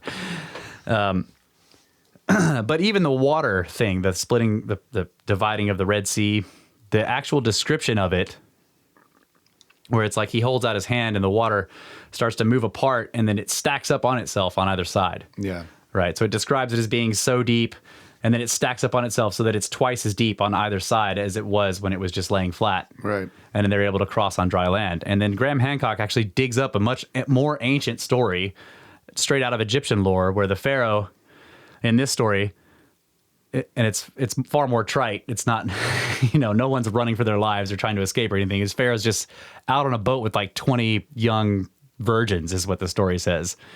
These hot chicks or whatever, and he's out there with them on the boat, and one of them drops a piece of jewelry into the lake, and she's like, and he's like, don't worry, I got this. And he calls up his chief wizard magician guy, and that guy's like, yeah, and he splits the lake in the same way, and the description is exactly the same. The water moves apart, stacks up on either side, that it was like 6 cubits deep. Yeah. Or 12 cubits deep, and then it stacks up on either side so that it's 24 cubits on either side, and then he walks down on dry land and finds her little bauble sitting on top of a potsherd in the bottom of the lake. Yeah. And he picks it up and he hands it to her, right? So that's a much, much older story in the Egyptian lore. And the idea of that being is that what Moses was doing through all that stuff was basically Egyptian magic. Yeah. Okay. And that it has precedent in older Egyptian stories. Whether you believe that Egyptian magic is real or not, the point is that the precedent was there in the stories themselves. Yeah. So the ark is created by Moses out in the desert, and that's a whole crazy story too. But there's a whole lot of interesting ideas about what it means exactly, because the ark itself and the design for it come from Egypt. They found one in Tutankhamun's tomb. You can see pictures of it. Yeah. It's exactly the same design, except for the things that are on top are Isis and some other goddess. They're not the quote-unquote cherubim angels. Right. But it's the same basic design. Acacia wood plated in gold outside and in. But the one that they found in Tutankhamun's tomb is actually nested boxes. Right? Like think of a Russian doll or whatever. You open it and there's a smaller doll inside, and you open that one and there's a smaller one in there. So the boxes are nested. So if you look at them in the museum, the box that they found in Tutankhamun's, the first one is about the right size, 2 cubits by 1.5 cubit, whatever. Yeah. But there's all these smaller ones, and they've taken them out and set them aside, but like they were nested. Yeah. Inside of it. Like a capacitor almost. Right. It's just like a capacitor. You have You have an insulator and a conductor in layers that are not touching each other. Yeah. So if you had some source of energy on the inside of that, and you're carrying it around in the desert, and that thing it's rolling around in there, you could imagine that it could build up quite a charge, and then it could kill people using celestial fire and sparks, just like it says in all the stories. Yeah, but how does it move water around like that? I don't know. Obviously, it's not a conventional, what we think of as a capacitor, but it seems to have been built on something along those lines. In other words, one of the things that Graham Hancock points out is that the Ark, for being one of the most revered objects in Judaic, in the Judaic writings or whatever, it doesn't seem to do things you would expect from a made up thing, right? It doesn't raise the dead, for example. It kills a lot of people, but it doesn't ever revive anybody. It doesn't change the weather. It doesn't make it rain, So basically, I guess the idea that he was trying to point out is that if you expect it to be, if you're going from the idea that maybe it's a legendary, just a made up thing, maybe they had a real box, but they attributed all these magical things to it that it didn't really have, then you would expect it to do things that it doesn't do. Instead, it acts more like a machine that has a very specific purpose. Yeah. But that isn't it. Just like any machine, it's fallible and is subject to wear and tear. It gets less potent over time. But when it was brand new, it was really scary. It would kill many people all at once. Yeah. Right. But if you have a box that actually has God in it, you would expect that any war you went into carrying that thing, if God's on your side, you win, right? You win. Yeah. They don't always win, and the Ark gets actually captured by the Philistines at some point, the Philistines. And it makes them sick, and they all get boils and leprosy and everything, and they keep taking it to different towns, and they're terrified of it, and the people in the towns, all their cattle dies and stuff, and they're like, get it out of here! And they eventually put it on a cart and slap the oxen, and they just wander off down the road by themselves because no one wants to be anywhere near it. And they just aim it in the direction of Israel's border, and then it goes down the road by itself and ends up in the farm field of I can't remember the guy's name, but he's like, holy crap, it's the Ark of the Covenant. They go over there and they're all looking at it. His whole family comes up, like 70 people from the village. And then one of them opens it and they all die. Jeez.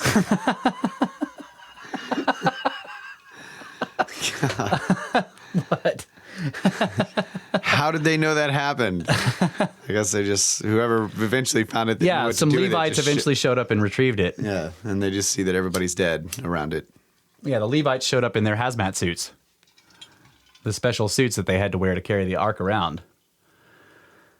And if you read about that, it's like layered with leather, and then the cloth that they wore on the outside was threaded with gold and silver threads. And stones and all kinds of stuff. Yeah, and had precious stones in it and everything like that. And that's even then it would kill them sometimes. Yeah. So, yeah, there was the stories about how when they had it in a tent or whatever. Yeah. The priests that had to service it would go into the tent wearing all their specific garb that they had to do just right. And they'd have a rope tied around their waists. Yeah. And they'd go in. If it killed them, the other priest could drag the body out without going in there and getting killed themselves. Yeah. Yeah. The tent was called the tabernacle. Yeah. And they even did that even when it got into the temple. They still did the rope tying thing because you could go in there and still kill you. But so eventually David gets his hands on it. He wants to build the temple to contain the Ark. And he goes and retrieves it. And he's bringing it to Jerusalem, and it kills another person on that trip. And that was a simple thing, like the Ark was on its cart, and they were going over some bumpy part of the road, and some guy reaches out to steady it, and it kills him instantly. Right, and David's like, whoa, whoa. Yeah, what do they call it? Like the divine fire or something like celestial that? Fire and sparks. Yeah. And what was interesting is the first time that happens after Moses gets it built, right? He supposedly has a dream where he gets the plans for the Ark directly from God, and then he gives those plans to the artificer, the guy who's going to build it out of the acacia wood and gold plating and all that stuff, and with the mercy seat on top, which is the lid, and it's like they said it was a hand's width in thickness. That's a lot of gold. Yeah, it must have been really heavy. But anyway, the first two people who were killed by it after it was constructed and the stones were put in it, the tablets, were like grandsons of Aaron, who was Moses' brother, one of the Levites. They go in there with their censers you know, the censers that are on chains that are burning incense. They put on their special garments and everything, and they go in there with the censers, and it kills them both. And then Moses has them, he freaks out, and he's like, get the bodies and take them out of the camp way far away from us and don't put them anywhere near any water. That's weird. Yeah, that sounds like... So the implication that is sort of given by, you know, the religious implication of that is that they were cursed by God, and so they were just like, don't give them any special burial. They don't get any last rites. Somehow they were displeasing to God, and so we just have to get rid of them. But really, it looks like containment, right? Mm-hmm. That something is wrong with the bodies. Now we have to get them out of here. Yeah. Right. That's what it sounds like to a technological person. Yeah, that reminds me of the well, we did the podcast on that weird religious group that had the Varas. The Zoroastrians. The Zoroastrians, yeah. Like what they had to do with these bodies, the dead bodies, that keep them far away from the water and all this kind of stuff. Yeah. I mean, that's obviously you want to keep dead bodies away from water, but if it's your water source, yeah. But that's just weird. Eerily similar. And he's like, get him out of come get him out of the camp. And you know, like the you have to think about that like these were treasured high, you know, they were grandsons of Aaron, which means they were high up in the hierarchy. And normally they would be given good burials, you know, with the sort of a ceremonies and all this kind of stuff, the ceremonies of the dead that they gave to their dead or whatever. But he was like, no, we can't do any of that. Get them out of the camp. Yeah. And it was an enormous camp, estimated of like between 500,000 and 800,000 people. Yeah. Or more. So that's a big camp to carry two bodies. That's a long way. Yeah. Especially considering that the place where the tabernacle where the ark was in the middle of the camp. So that's, you know, you're talking about miles. You're having to take them miles. Get them far away from the people. So the ark seems to is a very strange object. It does a lot of interesting things throughout its history. But anybody who wants to research that can go read Exodus. You know, go look at all the stuff that it does. And look at the way that the people who are using it treat it. You know, the whole Jericho thing. That guy knows what the ark is. Like when they're ready to go invade Jericho or whatever, he's like, he tells the people, you will see the ark go out onto the road towards Jericho. Wait until it's half a mile down the road before you start following it. And stay he's not saying half a mile, he's using cubits or whatever. Yeah. But basically he's like, stay half a mile back from the ark with the 4 guys that are carrying it. And then those guys go out, and then while they're circling the city and doing all that stuff, that whole rigmarole for the 7 days, everyone is a half a mile back up on the hills watching. No one is allowed to get near. It's so freaking dangerous, and he knows that it's a double-edged sword. Yeah. And all they do is shout from the mountainside when on the 7th day when they go around 7 times. And then the priests all blow their horns or whatever down there. The guys in the procession, they blow their horns, and he's like, now shout. And they're like, rah, and the walls come down. And then they go and raid the city. But he keeps everybody far back from it because it kills people. Yeah. So eventually, like I said, David gets it. And because he wants to build, he's conquered all of Canaan, and now he's got Jerusalem, and he wants to build the temple to put the ark in it. And he eventually is not the one to build it. But there's this interesting part about that story where it kills the guy who tries to keep it from falling off the ox cart, and David's like, okay, whoa. And he diverts it. He's like, I can't bring this thing into the city. I didn't realize it was this dangerous. So he diverts it over to this dude's farm, Obadiah or something like that. I can't remember what the guy's name is. Don't quote me on that. But he diverts it over to this guy's farm, and he's like, hey, I'm your king. We're going to stay here with the ark for a little while. Is that okay? And the guy's like, sure, no problem. Even though he knows it's dangerous. He's like, sure. And so David camps, and the ark sits there on the guy's land, and David watches it for a couple of months, like 3 months, to see if it'll kill anybody else. That's great. And it doesn't actually. From that point on, it's actually a blessing, and it actually says that God blesses the farmer, the guy who owned the land. I can't remember, Obadiah, whatever his name was. He blesses that guy, and it's not. If it's Obadiah, that's weird because that's a book. Yeah, it may not be. Too. That may not be. It starts with an O. It's really short. It's like the shortest book of the Bible. Maybe that guy was like, they showed up at my house with the Ark of the Covenant. And it was awesome. It's just probably not short book. Yeah, really short. But it says that he was blessed by God, but it doesn't explain why. But if you go Graham does more research into it and finds out that there are traditions. I don't remember if they were Talmudic or whatever, but there are further traditions about it that have writings about what actually happened and what the blessing meant.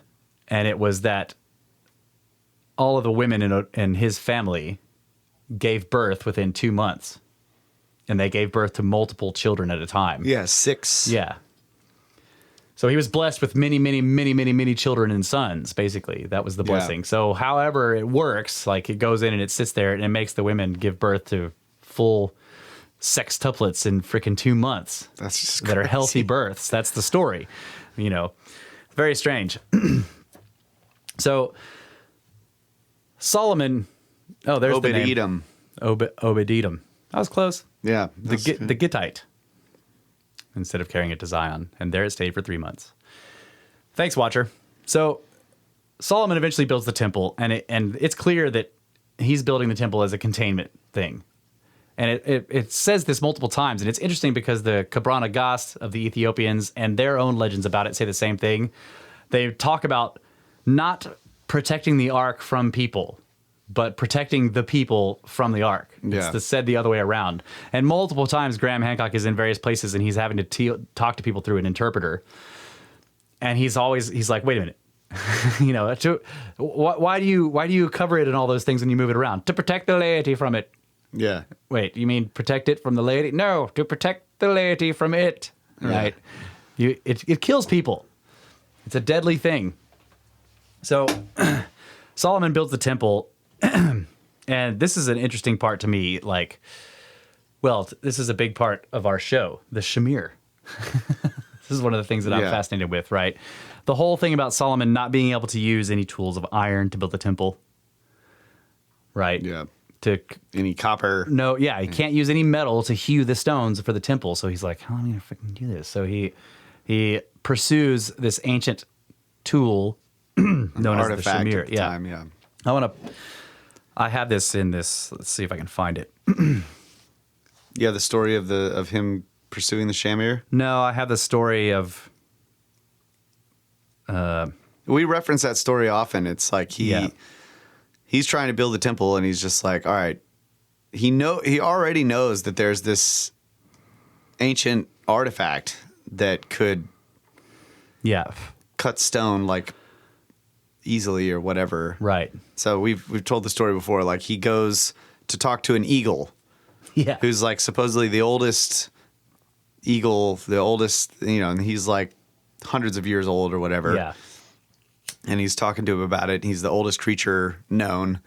And the creature's telling him like, oh yeah.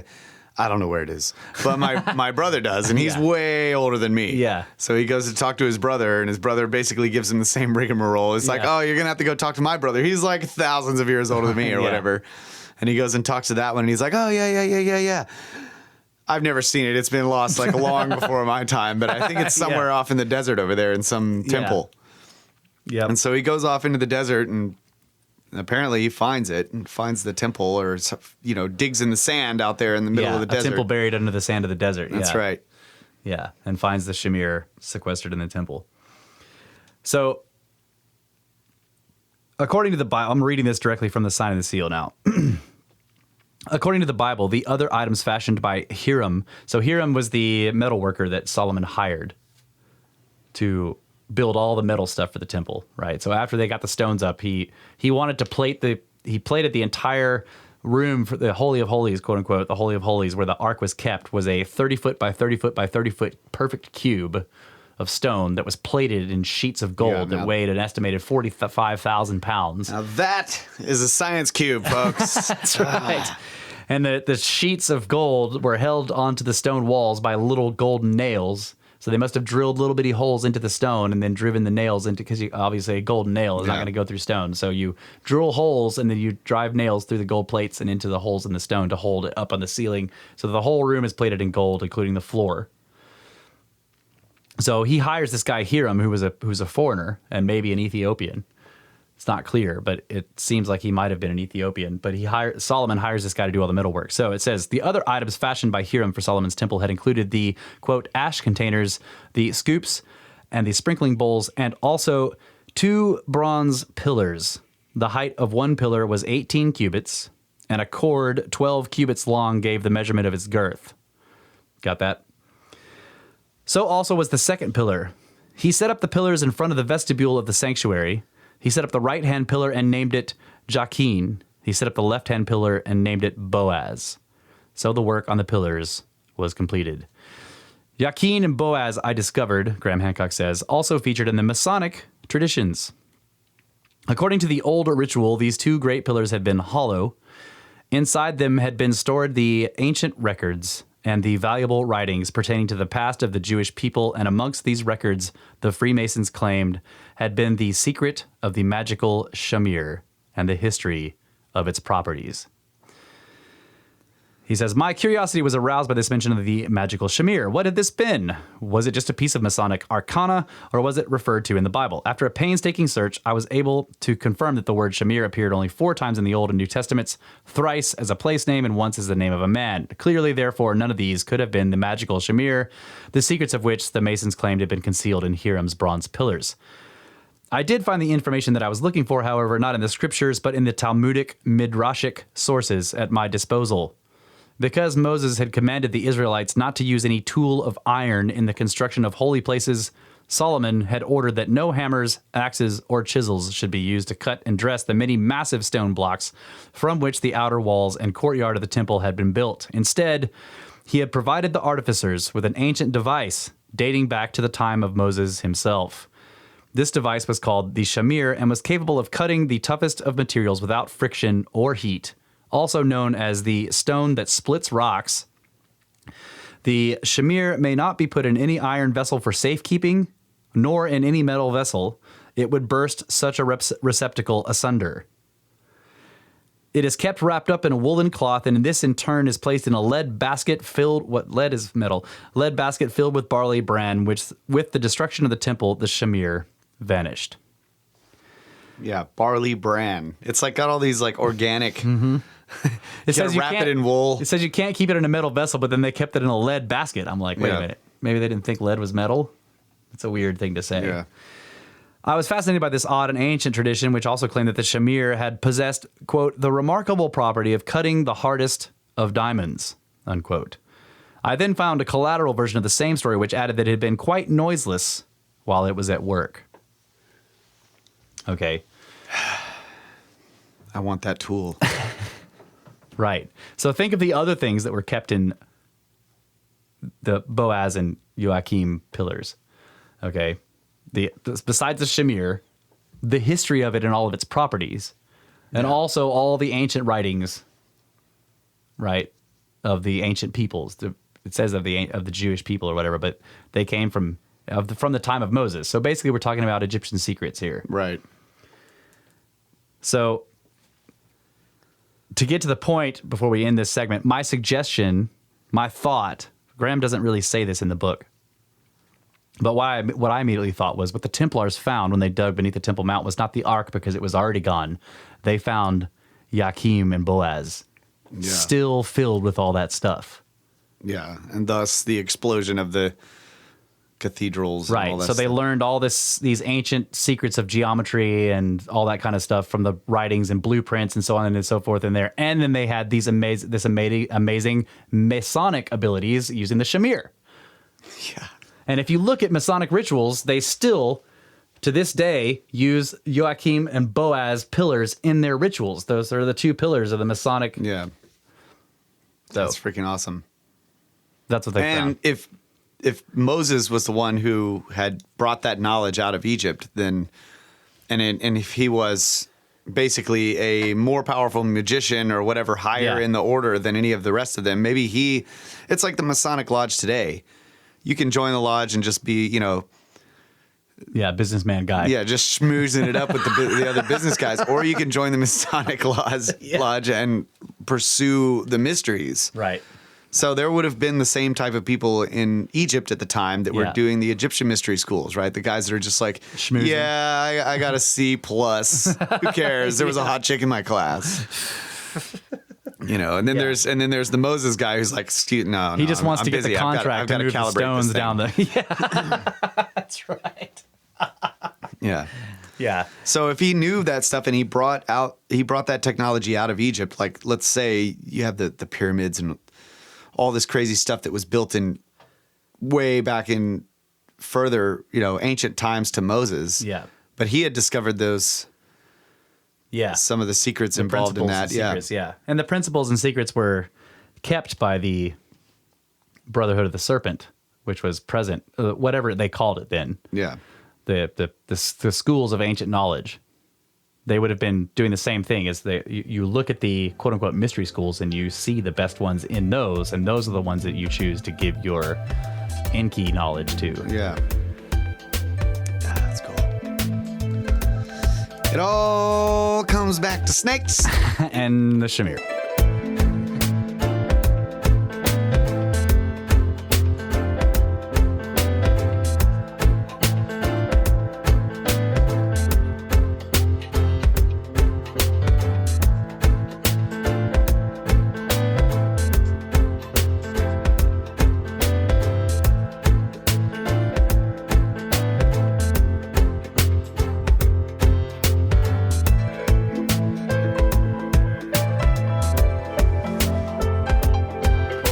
Hypnotizing old serpents with the Brothers of the Serpent podcast bumper music.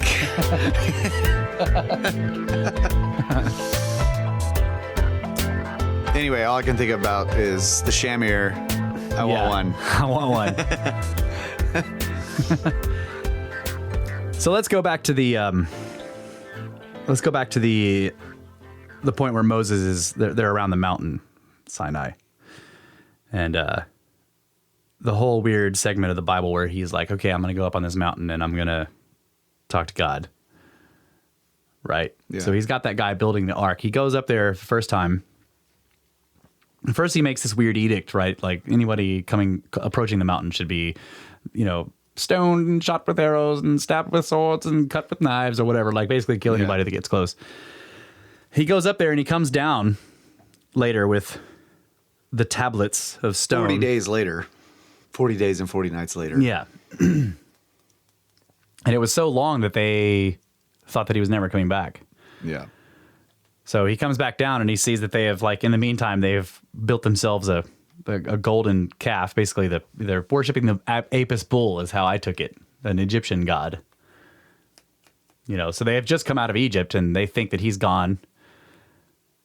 And so they melt down a whole bunch of gold jewelry that they probably looted on their way out of Egypt, and they build themselves the golden calf, and he sees them reveling around it when he comes down, and he flips out and breaks the tablets.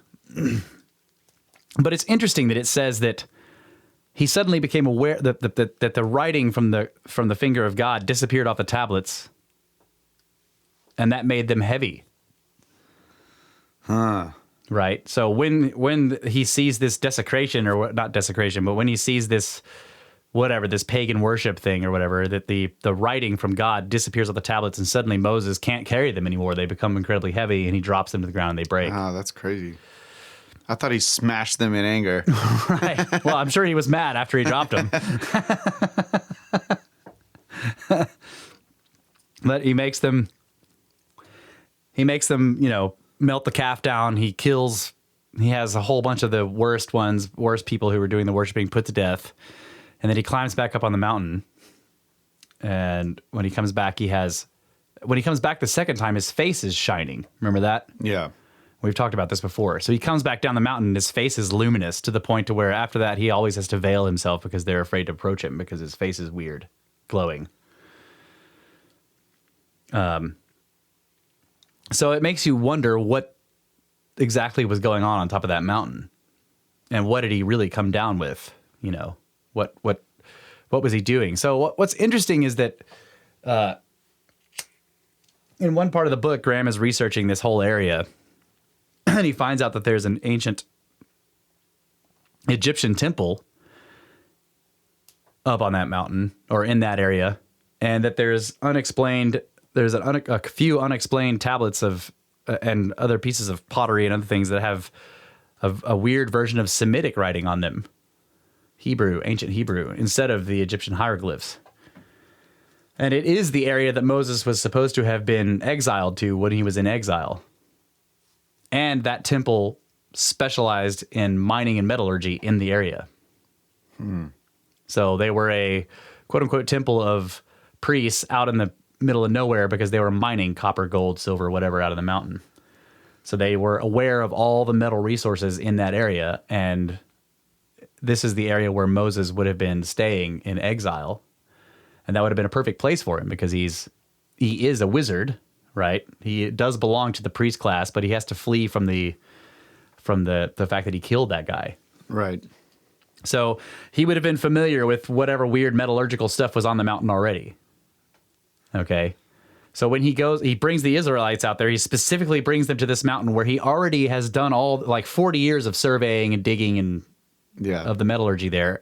And then he forbids anybody from coming up there. And then he climbs up there and does a whole bunch of blasting because they see huge clouds and explosions and everything like that they take to be God doing something.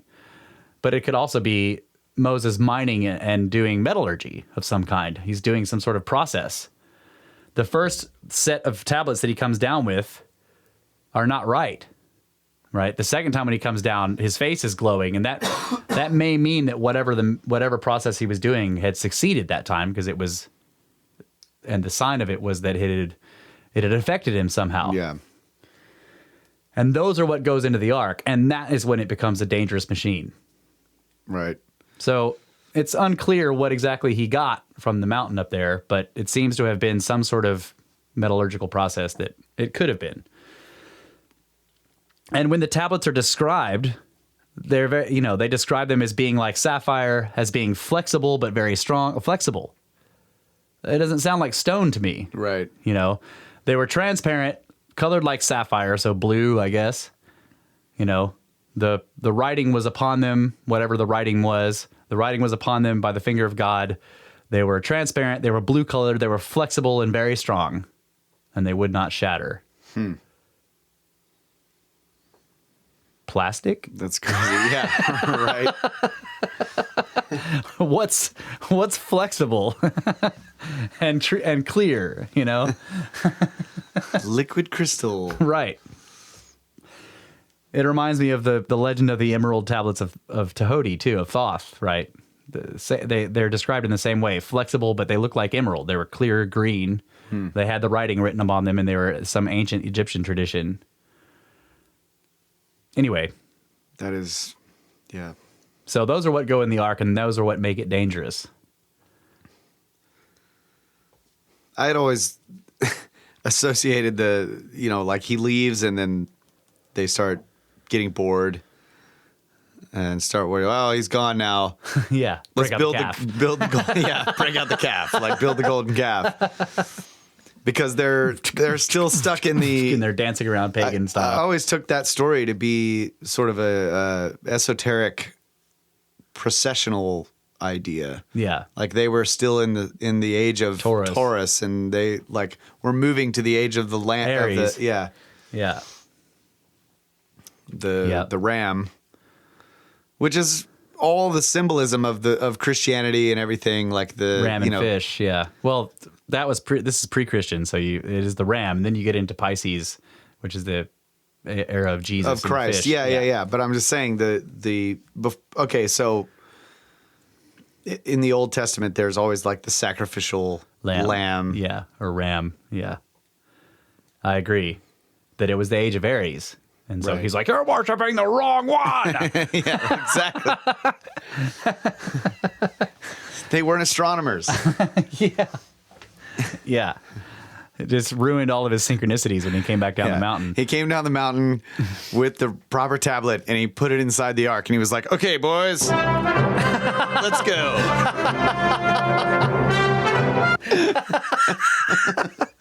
We've got to hide this thing for this guy to find later.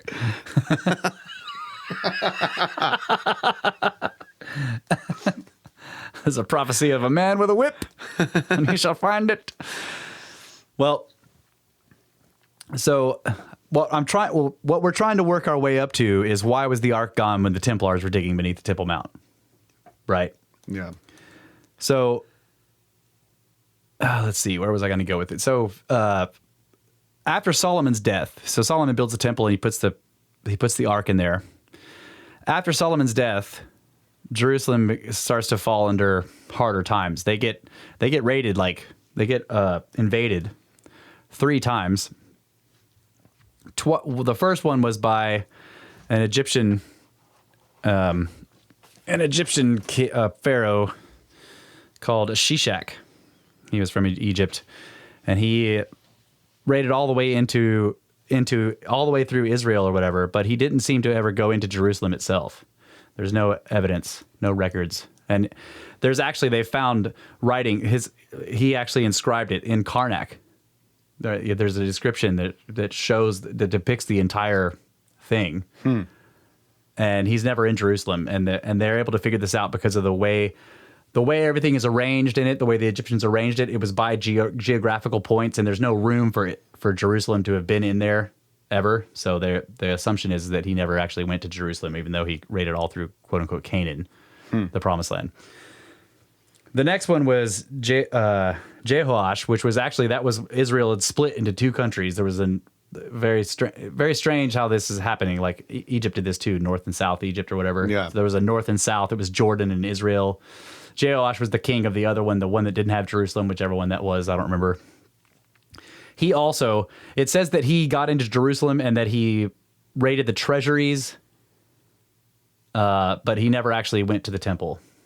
So he raided the treasuries and took a bunch of the treasuries that were around in the temple area, but not the temple itself. He didn't go in. The next guy who raids it, Nebuchadnezzar, he does, but he burns the temple down, which is weird because it's stone. I've never been able to figure this out. Like, he burned the temple down. Okay, all right, how'd you do that? But he basically goes in and he steals all the stuff, and they actually describe it, but they're describing him going in and getting all the treasures out of the temple and getting all this stuff, but there's no mention of the ark or the gold plates of the room that the ark was in, or the enormous golden cherubim that Solomon had built to cover the ark in there. So it seems like that room was bare. Yeah, and those were solid gold. Right. The cherubim. Huge, so that would have been like, grab those first, then take the walls and the floor and the ceiling. Yeah. Get the box out of there, grab those statues, and then get the walls and floor and ceiling.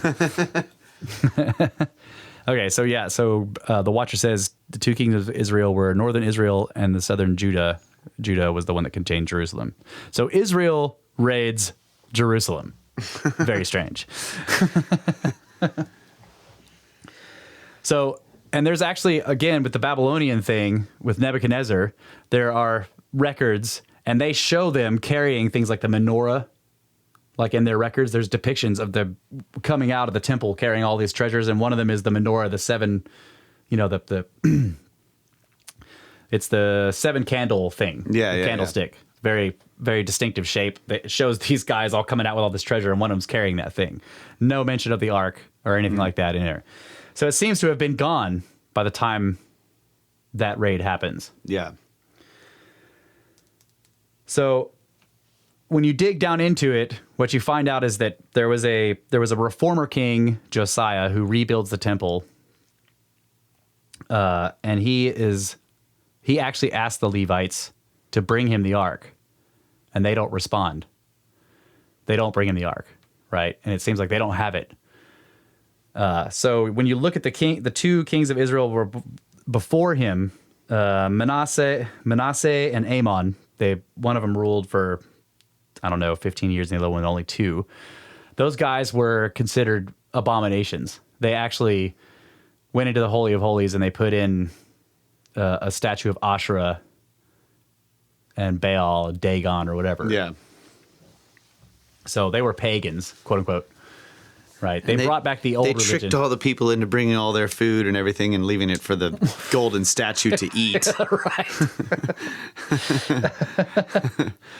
So that was called an abomination or whatever. And so the idea is that the priest class, when that guy took the throne, the priest class figured out what he was going to do. They couldn't fight him, but there's no way they would have let the ark be in the room with these other pagan statues, and he wouldn't have wanted the ark in there with it either, so they just took it. That's the idea. That's when it seems to disappear from the story, is in that period. It just vanishes from the ark. or from the temple at that point. And then despite all these other kingdoms who did not care anything about Israel's treasures and would have just been like, yeah, we've got this box full of these rocks, they would have just listed it off. None of them seem to have it. So it disappears from the story. Without mention. Right. Too. There's no mention of it. Yeah. So I tend to think that Solomon planned for the thing to be taken.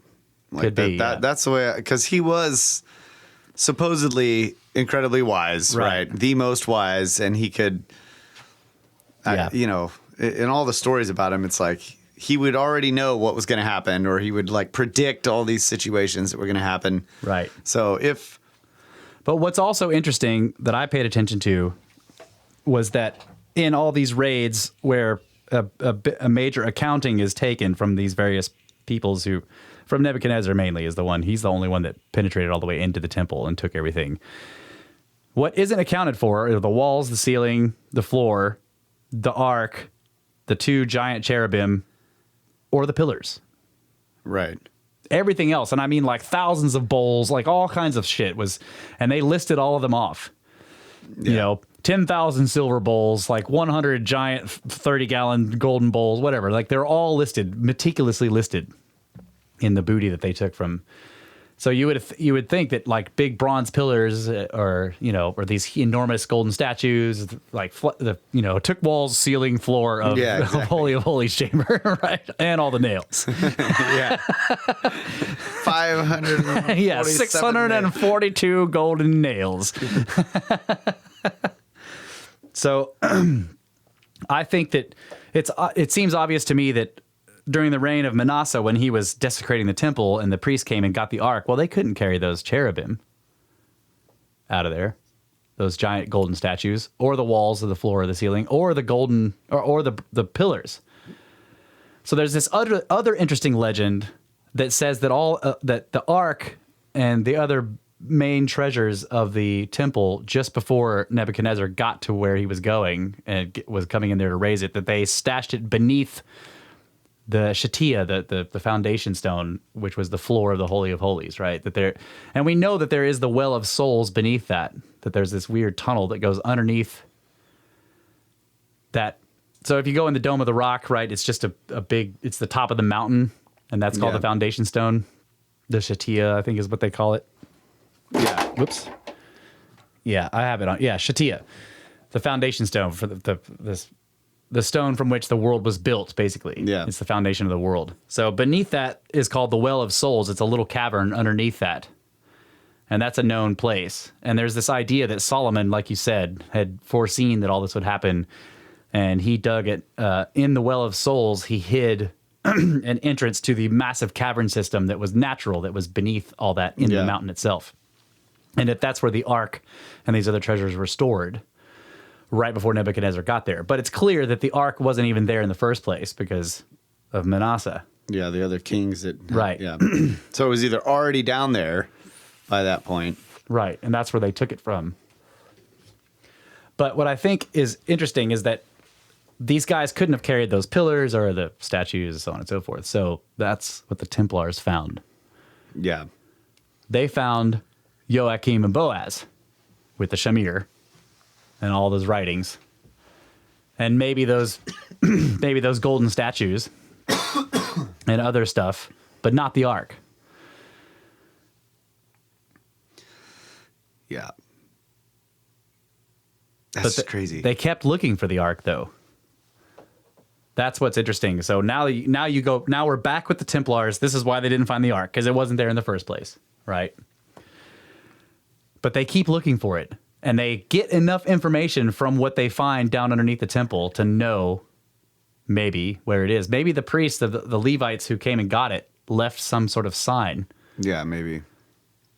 Some sort of indication, that, and they didn't know where they were going at that point either. But they fled Jerusalem because at the time of the rule of Manasseh, it was a bad place to be if you were a worshiper of Yahweh and had his relics. So they actually just left the country, and they actually went to Egypt. And what's interesting is that some of the Falasha today still remember the story of their ancestors coming down, and they're like, well, they didn't come all the way to Ethiopia straight away, right? They actually stayed in Egypt for a long time. And Graham's like, wait, they were in Egypt? Where? And they were like, oh yeah, they were in Egypt for hundreds of years, and they built a temple there. Yeah. And he's like, where was that? In Aswan? He's like, where what? all the granite was mined. Yeah. And it actually turns out to be on the island of Elephantine in the Nile. So they picked an island in the middle of the river, and they built a temple there. And it's known that it was there. There's nothing left of the temple, but there's plenty of textual references to it, plus a big Jewish settlement. Yeah. And they clearly lived on the island for several centuries. And then for some reason, the Egyptians burned their temple down again. Well, somebody else came in and raided Egypt and like burned all their temples down. Yeah. And then left the Israelite temple. Right. So the Egyptians were like, oh, you must be on their side. So they came in and destroyed it. Yeah. They knocked all our temples down. Now we're going to knock yours down. No. Yeah. So that fixed a gap problem that Graham was having with the apparent time that the between Bathsheba or whatever and the stories in the Bible where the ark is right. There seemed to have been a gap present. of a couple hundred years of when it disappeared from Israel, of when it disappeared from Jerusalem, and before it appeared in Ethiopia itself. There was this enormous gap of time. And he finally solved that problem by figuring out, oh, they actually stayed in Egypt and lived on this island for several centuries. So if they fled Jerusalem in 700 BC, which is right about the right time, 200 years after Solomon's death or so, but they don't appear in Ethiopia until 500 BC. There's this gap of 200 years there, and it's fixed perfectly by this Solomonic temple that was on the island of Elephantine in Egypt, outside of Aswan. Yeah. In the River Nile. Yeah. And what's cool is if you follow the legend, you keep tracing the ark all the way into Ethiopia, they were following the Nile all the way, right? But they went up the Blue Nile, not the other side, not the one that people thought for a long time was the actual source, but the real source called the Blue Nile, where all the water comes, because there's like heavy rains in the highlands in Abyssinia in Ethiopia coming down off the mountains, and it fills up this lake Tarna, and then like the lake overflows, and that's what dumps all the water all the way down the Nile and gives Egypt all the silt every season to do their farmland. That's where the source of the water's from. They followed that all the way up there and built another temple on an island in the middle of the lake. So they got into this habit of living on little bitty islands inside of water sources, because that's a safe, if you're carrying the Ark of the Covenant, it's a safe place to do it. Wow. That's crazy. So all those islands in the book, Graham Hancock is like in this enormous lake visiting all these islands, trying to find out which fricking one of these islands has the fricking temple there they brought. God damn it! And he's paying all this money. He keeps going. He's like, it's not this one yet. He goes to the next one. It's not that one either. Damn it! There's temples on all of them in these islands in this giant lake.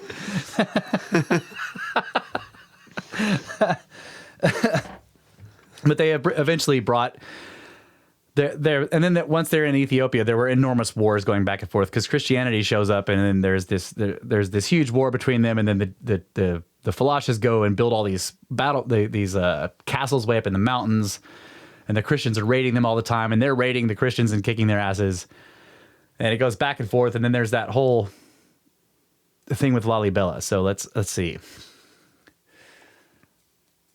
While the Templars were in Jerusalem still, after they had come back to Europe and established their order, but while they were still in, they maintained their order in Jerusalem for 80 years until the Christians lost Jerusalem to Saladin, the Muslim or the Ottoman general or whatever. Yeah.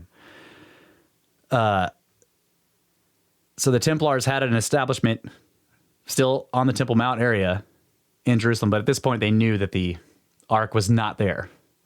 Right, but they had exploded all of that. At this point, they're wealthy, thousands of members. They meet an exiled Ethiopian prince, Lalibela, in Jerusalem. He leaves Ethiopia in exile. His evil stepbrother or whatever takes the throne from him, or takes the throne, and he flees and goes to Jerusalem. probably tracing the roots of who knows what he was doing. But he eventually meets the Templars. And he's like, yeah, man, my brother is like got the throne and I'm supposed to be the freaking emperor. And they're like, you're from Ethiopia? We'll help you out, bro.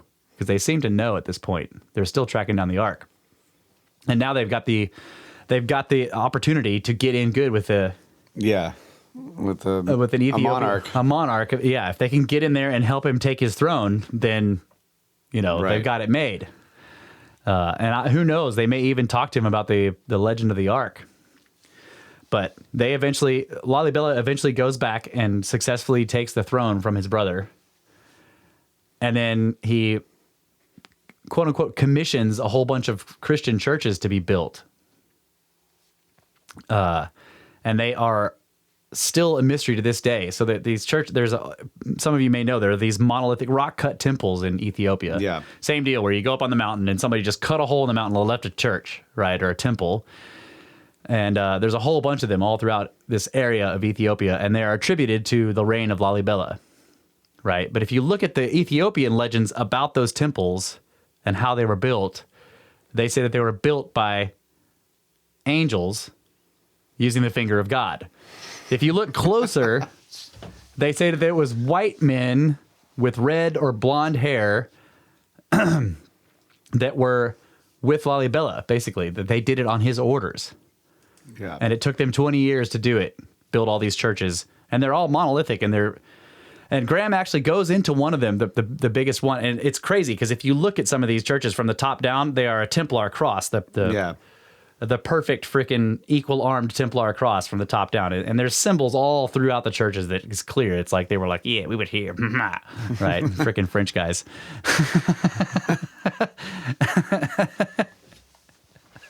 This is why I also was thinking about this today, that it's interesting to me, the whole Monty Python and the French guys with the Grail. Everywhere they're looking for the Grail, there's the French guys, and they've already got one,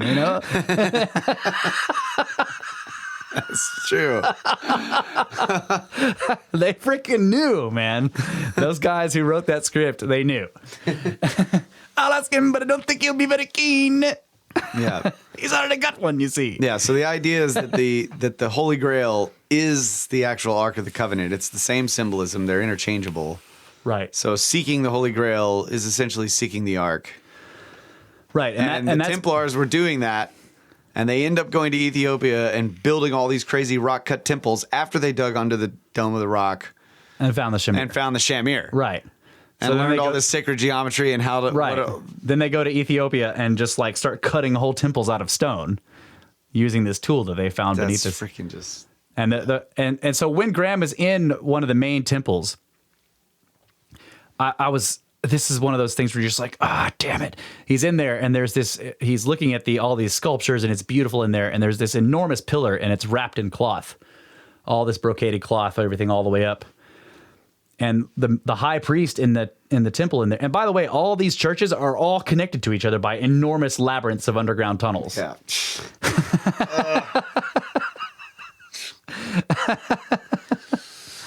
And there are Templar crosses in all of them everywhere. But anyway, the priest tells him that the secret of how the temples were constructed is written by the finger of God on that stone pillar. It's another Boaz pillar. Right. Yeah. And Graham is like, well, can you unwrap it so I can see it? And the guy's like, no, that would be sacrilege, right? Yeah. It's never unwrapped. The secret is kept. Shamir.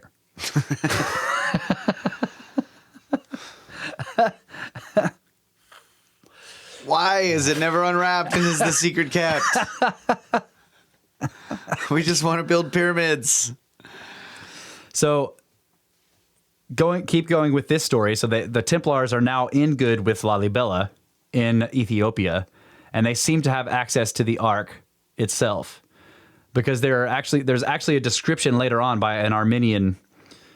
I can't remember if he was a priest or a cartographer or something like that, but he comes in the late 12th century AD, and Graham Hancock has actually led to this guy's description, because he was like, look, everybody who's quote unquote been shown the Ark throughout history that Ethiopia has just seen these tablets, these little tablets that are actually facsimiles of the things that are supposed to be inside the ark. They're Right. not actually the ark itself, and they're just copies of whatever they think is in the ark. So, and this guy's like, well, actually, this guy came and he actually was shown the ark itself, and he wrote a description of it in his.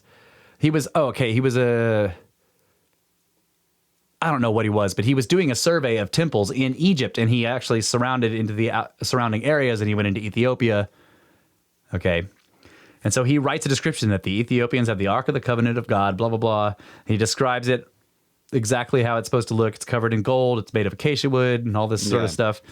It has the cherubim on top with the wings touching each other, and the mercy seat. The lid is like a hand's breadth width of gold. And he says that it's carried in certain religious ceremonies 4 times a year they use it or whatever, and it's carried by tall white men with red and gold hair. So this is the period when the Templars are in Ethiopia, and it seems that Lalibela has actually given them actual access to the Ark itself. But now they have they don't seem to be interested. They've just established themselves in Ethiopia. Now they've got the Shamir and all the stuff in the pillars and whatever else they found down in there. And now they have access to the Ark itself. This is the time when Wolfram starts writing his Parzival story, which is the Grail story that he wrote that has all this Ark stuff in it. Right. Yeah. This is also when the north porch of Chartres Cathedral is being built with all of its Sheba allegories and Ark stuff. So they seem to know where it is at this point, and they're making references to where it is because they've got it. They found it. Wait, was I calling her Bathsheba? She's Queen of Sheba. Queen of Sheba, yeah. She wasn't Bathsheba. That was David's My bad. hotness. That's right. That's right. But he did see her at a bath. So Yeah. it's close. I got that wrong. Sorry.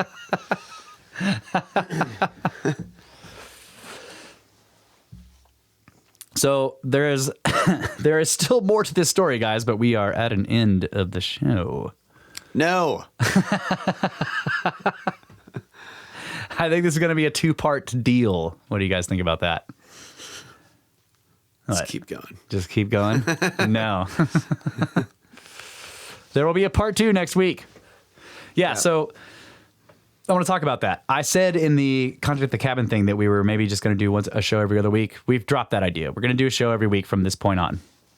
So just could go ahead and get rid of that whole idea. So we'll be doing this show, our regular podcast show, as well as publishing whatever material we get from the Contact of the Cabin conferences each week. Whenever I get around to editing them. Right. Yeah. Every week. Actually, the editing of that first one was such a pain that I just decided, since we're going to be doing a show every week anyway, I'm just going to drop that unedited. Yeah. So if you want to check it out, It'll cool. be unedited. Yeah. It's just going to be in there with all of the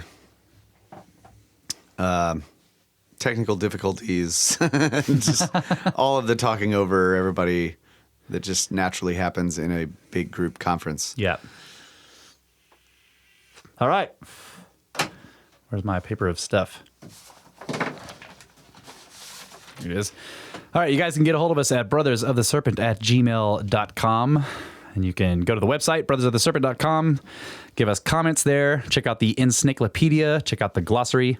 You can check us out on Twitter at Snake Bros with no vowels, SNKBRS. Have conversations with Russ. I monitor it, but I don't talk much on Twitter. It's mostly Russ. That's right. Yeah. If you're talking to Snake Bros on Twitter, it's Russ. Also, don't forget to give us donations if you can. Any amount helps. Send us Pi 3.14 or Evil 6.66. We love people sending us evil money. You can find the donation button on the website, brothersoftheserpent.com. On the upper right, it's called the Snake Bros Pyramid Scheme because it will send us straight to pyramids. Yeah. Also, share the shows. That really helps too. Yep. It's akin to sending us money because more people listen to the show, thereby raising the probability we'll receive money. I'm just joking. The more often you share the shows, the more often people will send us evil. Yeah, or give us reviews. That really helps, and we love reading them. Yeah, thank you guys so much for all the comments and the reviews. They've been great. So I really appreciate that. And also don't forget about History Shift. At History Shift on Twitter, and you can look him up on YouTube. History Shift, he is the one that has been making all of our videos. He has now got our entire back catalog up on YouTube. So you can also look us up on YouTube, Brothers of the Serpent YouTube channel. Follow us there. Follow History Shift. Brandon Bricks, he has been doing an awesome amount of work for us. And he sent us evil, so he's great. Thanks, bro. We really appreciate it. You're definitely awesome. Oh, yeah, and also, he has been going on awesome Snake Bros, Snake Forest hiking trips. He lives in Montana, and he's going around out there looking at ancient glacial erratics and possible human constructions, dolmen-looking things. So if you want to go do that with him and make sure he doesn't 411 or die somehow, get lost and die when he's looking for dolmens, get a hold of him on Twitter and send him a private message at History Shift. Also want to thank Alan, the Minister of Travel, for the Contact at the Cabin thing. We've been working with him, and he brought us into the fold over there with the Grimerica guys, and we're very honored to be a part of the team. Yes. And it's been a lot of fun. And Yeah. we're really looking forward to the trip. Yeah, and there's only a few seats left, guys. So if you want to go to Contact the Cabin, then go to badcomet.com and sign up. There's only a few spots left, and there's also a raffle. So if you got $20, you can buy a raffle ticket. If you think you can,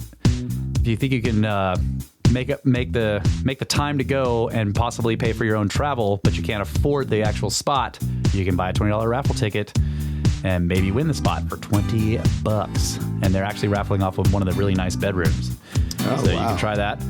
Darren recommends buying 3 raffle tickets to up your odds. Yeah, I think they only sell 30 tickets for the raffle. Right. So if you buy 3, you have a 1 in 10 chance. Yeah, it's pretty good. Yep. So go to badcomet.com to look that up. It's Contact at the Cabin. We're going to be hanging out there with Randall Carlson, Brandon Powell of the Wim Hof Method, and a bunch of other really cool people. And we're going to be there all week. So if you want to hang out with us, maybe, instead of Randall Carlson. Yeah, so check that out. Contact at the Cabin with Randall Carlson. Sign up, guys. It's going to be awesome. And I think that's it. Yep. Thank you. Yep. That was it for the Ark of the Covenant. But we'll have part 2 next week, I promise. And we will go into more depth and find out what's really going on here. And we'll listen back to this show and figure out all the places we missed. Yeah, there's a lot of details we didn't get into. I'm still reading the book, so not even done with the book yet. It's a Yeah. good book. Good night, Adamu. Shamir.